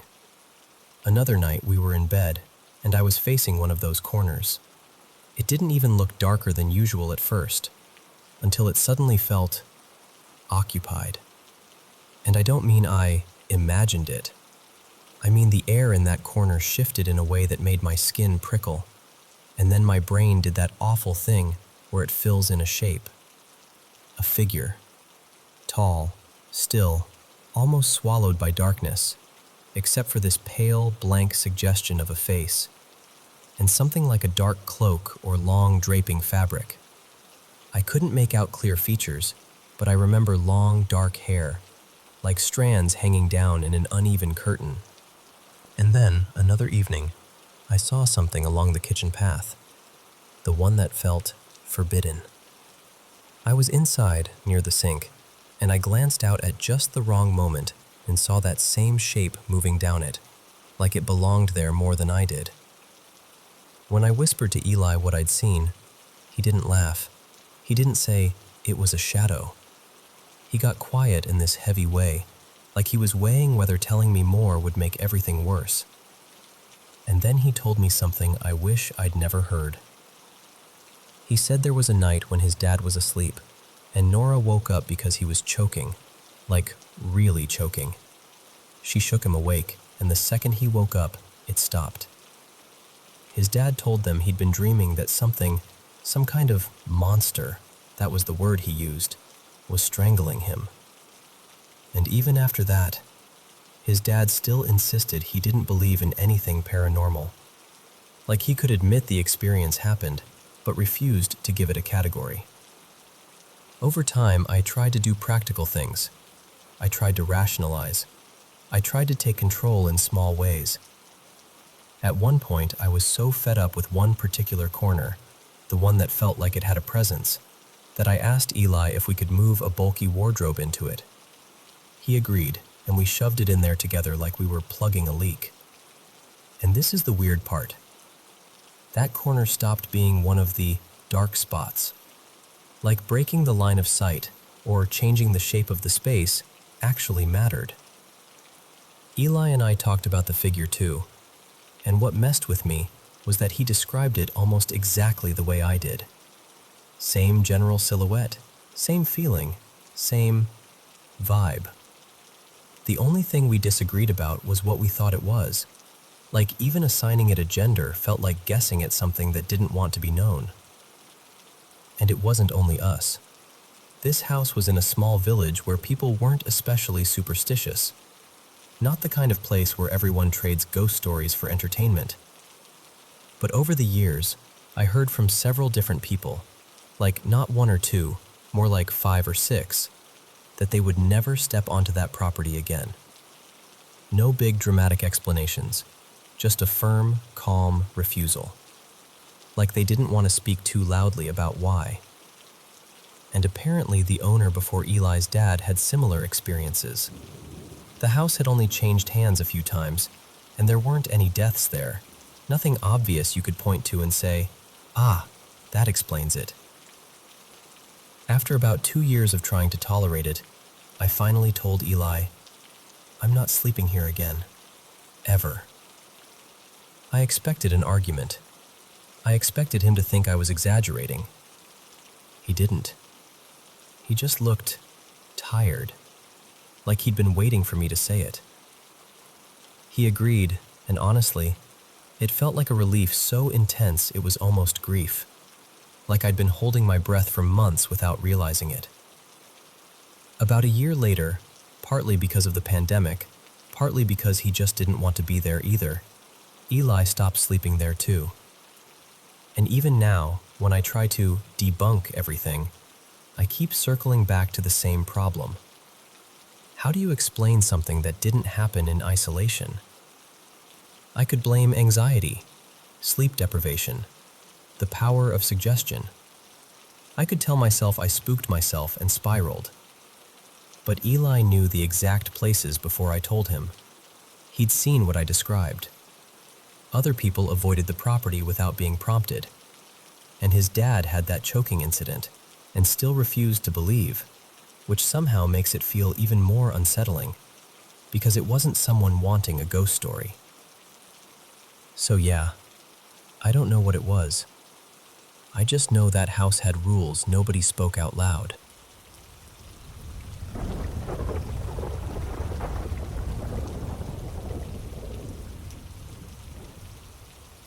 So this was about 12-ish years ago now, back when I first moved out of my family's house and into an apartment in my college town.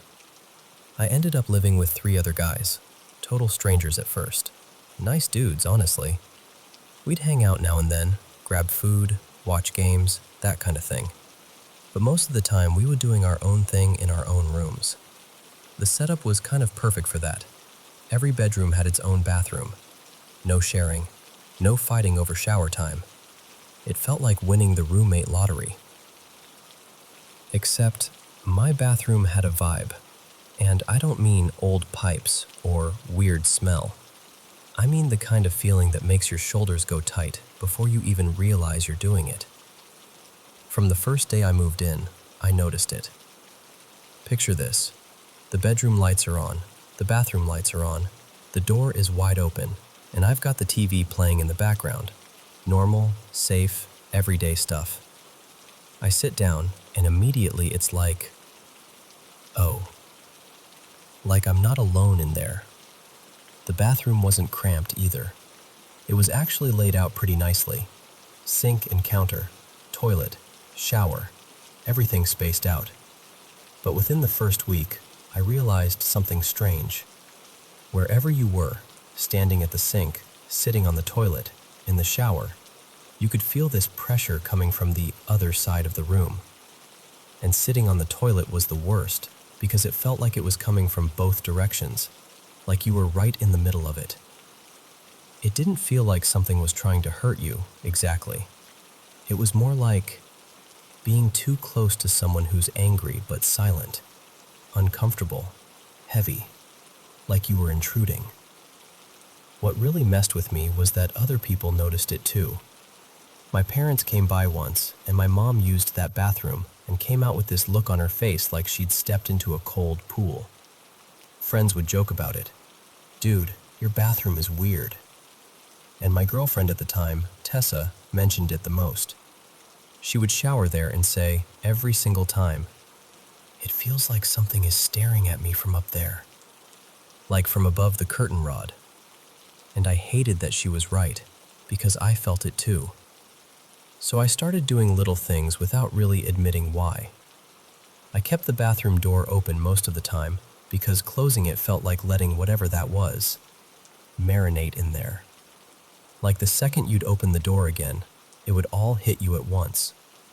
I also set my room up so I could casually keep an eye on the doorway without being obvious about it. My bed faced the wall with the TV, and the bathroom entrance was in that line of sight. Not full view, but enough that I could see the corner of the counter and part of the wall, just enough to feel like I wasn't turning my back on it. Then one night, this is the part that still makes my stomach clench. I'm in bed with Tessa, we're watching a movie, totally relaxed, and out of the corner of my eye I catch movement at the top left corner of the bathroom doorway. It was there for a fraction of a second, like a blink, but it was so clear. A face. Big, bright blue, almost like it didn't belong in the lighting of the room. Eyes that were this sharp, ugly red. And a grin that looked wrong, too wide, like it was enjoying the fact that I'd seen it. I swear it even had its tongue hanging out, like it was mocking me. If you put it in a cartoon, it would look ridiculous, like something you'd laugh at. But in that moment, in my actual bedroom, with my actual girlfriend beside me, I went ice cold. I couldn't breathe right, and the second my brain fully registered it, it snapped back out of sight like it had been waiting for me to notice. Nothing else happened that night. No footsteps, no noises, no slamming doors, just the normal hum of the TV, the same as always. In the morning, I finally told her. I was like, "Okay, I didn't want to scare you last night, but I saw something in the bathroom doorway." And Tessa's face changed instantly, like she didn't even need details. She goes, "Oh my God, I saw it too, and I didn't want to say anything." The way she said it wasn't dramatic. It was almost angry, like she'd been carrying it and was sick of carrying it. We didn't sleep there that night. We grabbed some stuff and stayed at her place without even pretending we had another plan. After that, I tried not to give it attention. I kept the door open. I avoided standing in there too long, and I absolutely refused to look into the mirror for more time than I had to. You know how you sometimes catch yourself staring at your reflection too long and it starts to feel strange? Yeah, that, but amplified. The last real incident happened about a month before I moved out. On a random impulse, I don't even know why, I decided to rearrange my room. And for some reason, I put my bed in a position where, the way I normally slept on my side, my face would be angled straight toward the bathroom. Not toward the shower or the toilet, but directly toward the counter and mirror. Full view. The second I lay down, it felt like a mistake. Not like, this is uncomfortable, like something noticed. That night was brutal. I had the worst nightmares I'd had in years, like the kind where you wake up sweating and your heart is pounding and you don't even want to close your eyes again. I'm not going into the details because they were, honestly, too disturbing, and I still don't like giving them air. But the worst part wasn't even the dreams. It was the feeling, this intense, furious feeling, that something was watching me with this clear message: don't look. Like it didn't want to be observed, not even through closed eyelids. Like the fact that I'd positioned myself facing the mirror was some kind of challenge. The second morning hit, I moved the bed back. Immediately. I didn't think about it. I didn't wait and see. I moved it like my life depended on it. And after that, it eased up again into the usual awful bathroom tension. Still there, still heavy, but not flaring. I moved out not long after. And the weirdest thing is, I've lived in a bunch of places since then, and I've never felt anything like that again. At least not in a bathroom. But I will say this. I've had a few other experiences over the years that I can't explain in any normal way. Different places, different circumstances. This one just sticks with me because it felt so specific. Like that bathroom wasn't haunted in a spooky story way. It felt occupied. And it felt like whatever was in there really, really didn't like being noticed.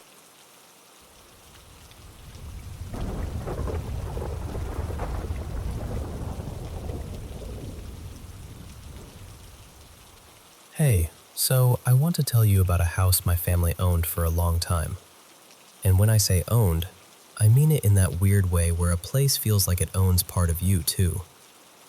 We moved across state lines when I was little, and we landed in this older house we ended up staying in for almost 11 years.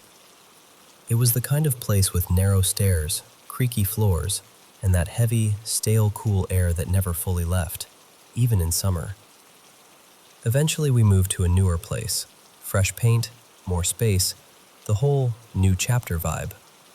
Only, the old house wouldn't sell. It sat there, month after month, then year after year. And at the time, it felt like this annoying burden we couldn't shake. But later, after something awful happened at the new house, a flood from a busted pipe that ruined walls and flooring, we had no choice but to move back into the old one for a while. And that's when I realized something I didn't want to admit. The house hadn't been waiting to be sold. It had been waiting for us.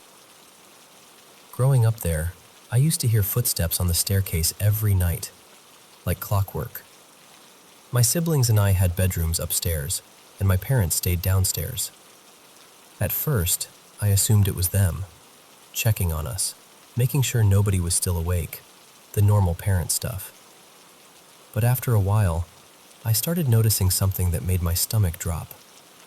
The footsteps never went into anyone's room.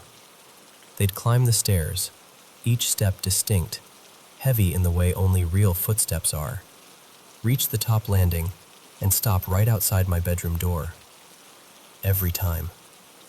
Then, after a pause, they'd turn around and go back down, one stair at a time. And listen, I know what you're thinking. Old houses make noises.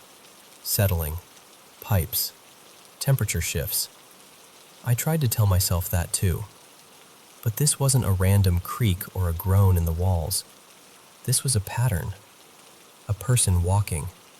A full set of steps, up and down, with intention. One night, I was already awake when it happened. I remember just lying there, staring at the ceiling, annoyed and exhausted.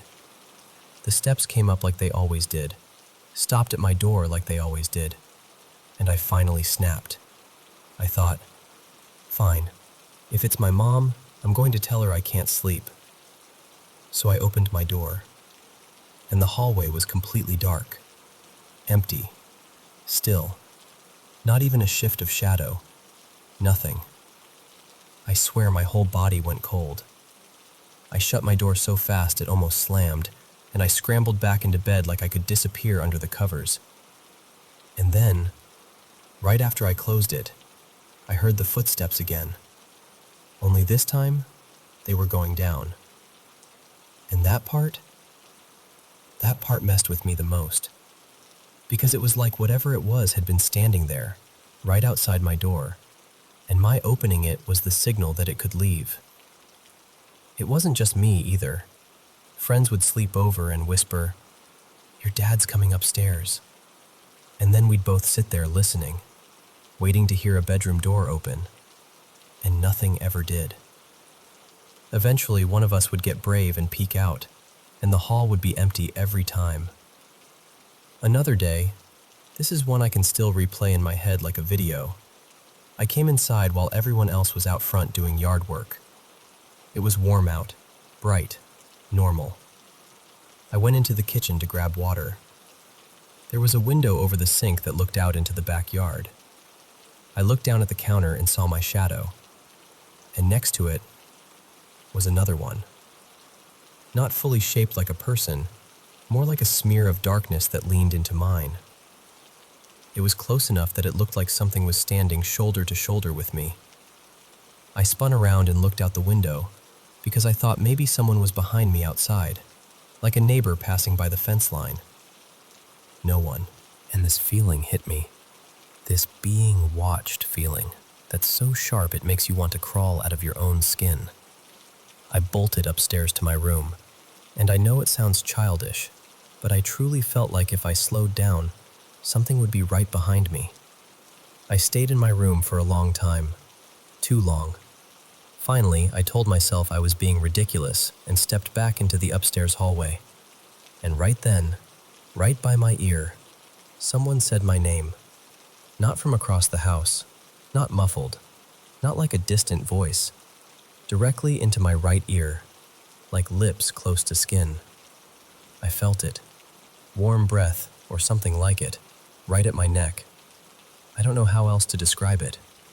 Every hair on my arms stood up. I ran downstairs so fast I almost fell, and I burst out the front door like the house was on fire. My family was still outside. None of them had come in. Nobody had left the yard. So when we had to move back in years later after the flood, I figured, fine, it'll be awful, but at least I'm older now. I can deal with it. What I didn't expect was for it to finally start happening to them. My mom, Lena, was the first one who got genuinely shaken. In the mornings, she and my dad would wake up earlier than me. This time, they were sleeping upstairs too, because most of my siblings were already grown and gone, and we weren't using the whole house the way we used to. Lena would go downstairs to the bathroom to get ready, and my dad, Mark, would come down a little later. Instead of knocking, he had this soft little tap-tap he'd do on the bathroom door so he wouldn't wake anyone. One morning, she heard the tapping. Same rhythm, same spot on the door. She said, "Come in," like always. No response. She waited, thinking he was being funny or distracted, then opened the door, and no one was there. Mark was still upstairs, asleep. He hadn't moved. She tried to laugh it off when she told me, but her face didn't match her voice. You know that look people get when they're trying to stay casual, but something inside them has already decided? Nope, absolutely not. Then there was the door incident. It was just the three of us home. Me, Lena, and my sibling, Quinn. My dad was at work. We had our big dog, Maple, who liked to throw her weight around and scratch at doors when she wanted attention. I heard this loud bang against the door of my parents' bedroom upstairs, like Maple had launched herself into it. At the same exact moment, my mom and Quinn both opened their doors too, like we'd been synchronized. And then Maple walked out of Quinn's room, calm, tail swishing, like she'd been in there the whole time. We all stood in the hallway, staring, because that sound had been unmistakable. It had the force of something slamming a door from the outside, but no one was in the hallway. And then we noticed the handle on my parents' door, still, like it hadn't been touched. No signs of Maple scratching at it. Nothing. It was like the house had decided it didn't need to pick on me anymore. It could spread the misery around. The creepiest part? I caught something on video during that stay.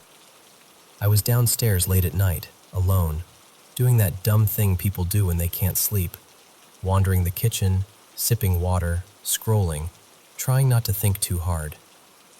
I recorded a quick video on my phone, mostly just messing around, and suddenly, bang!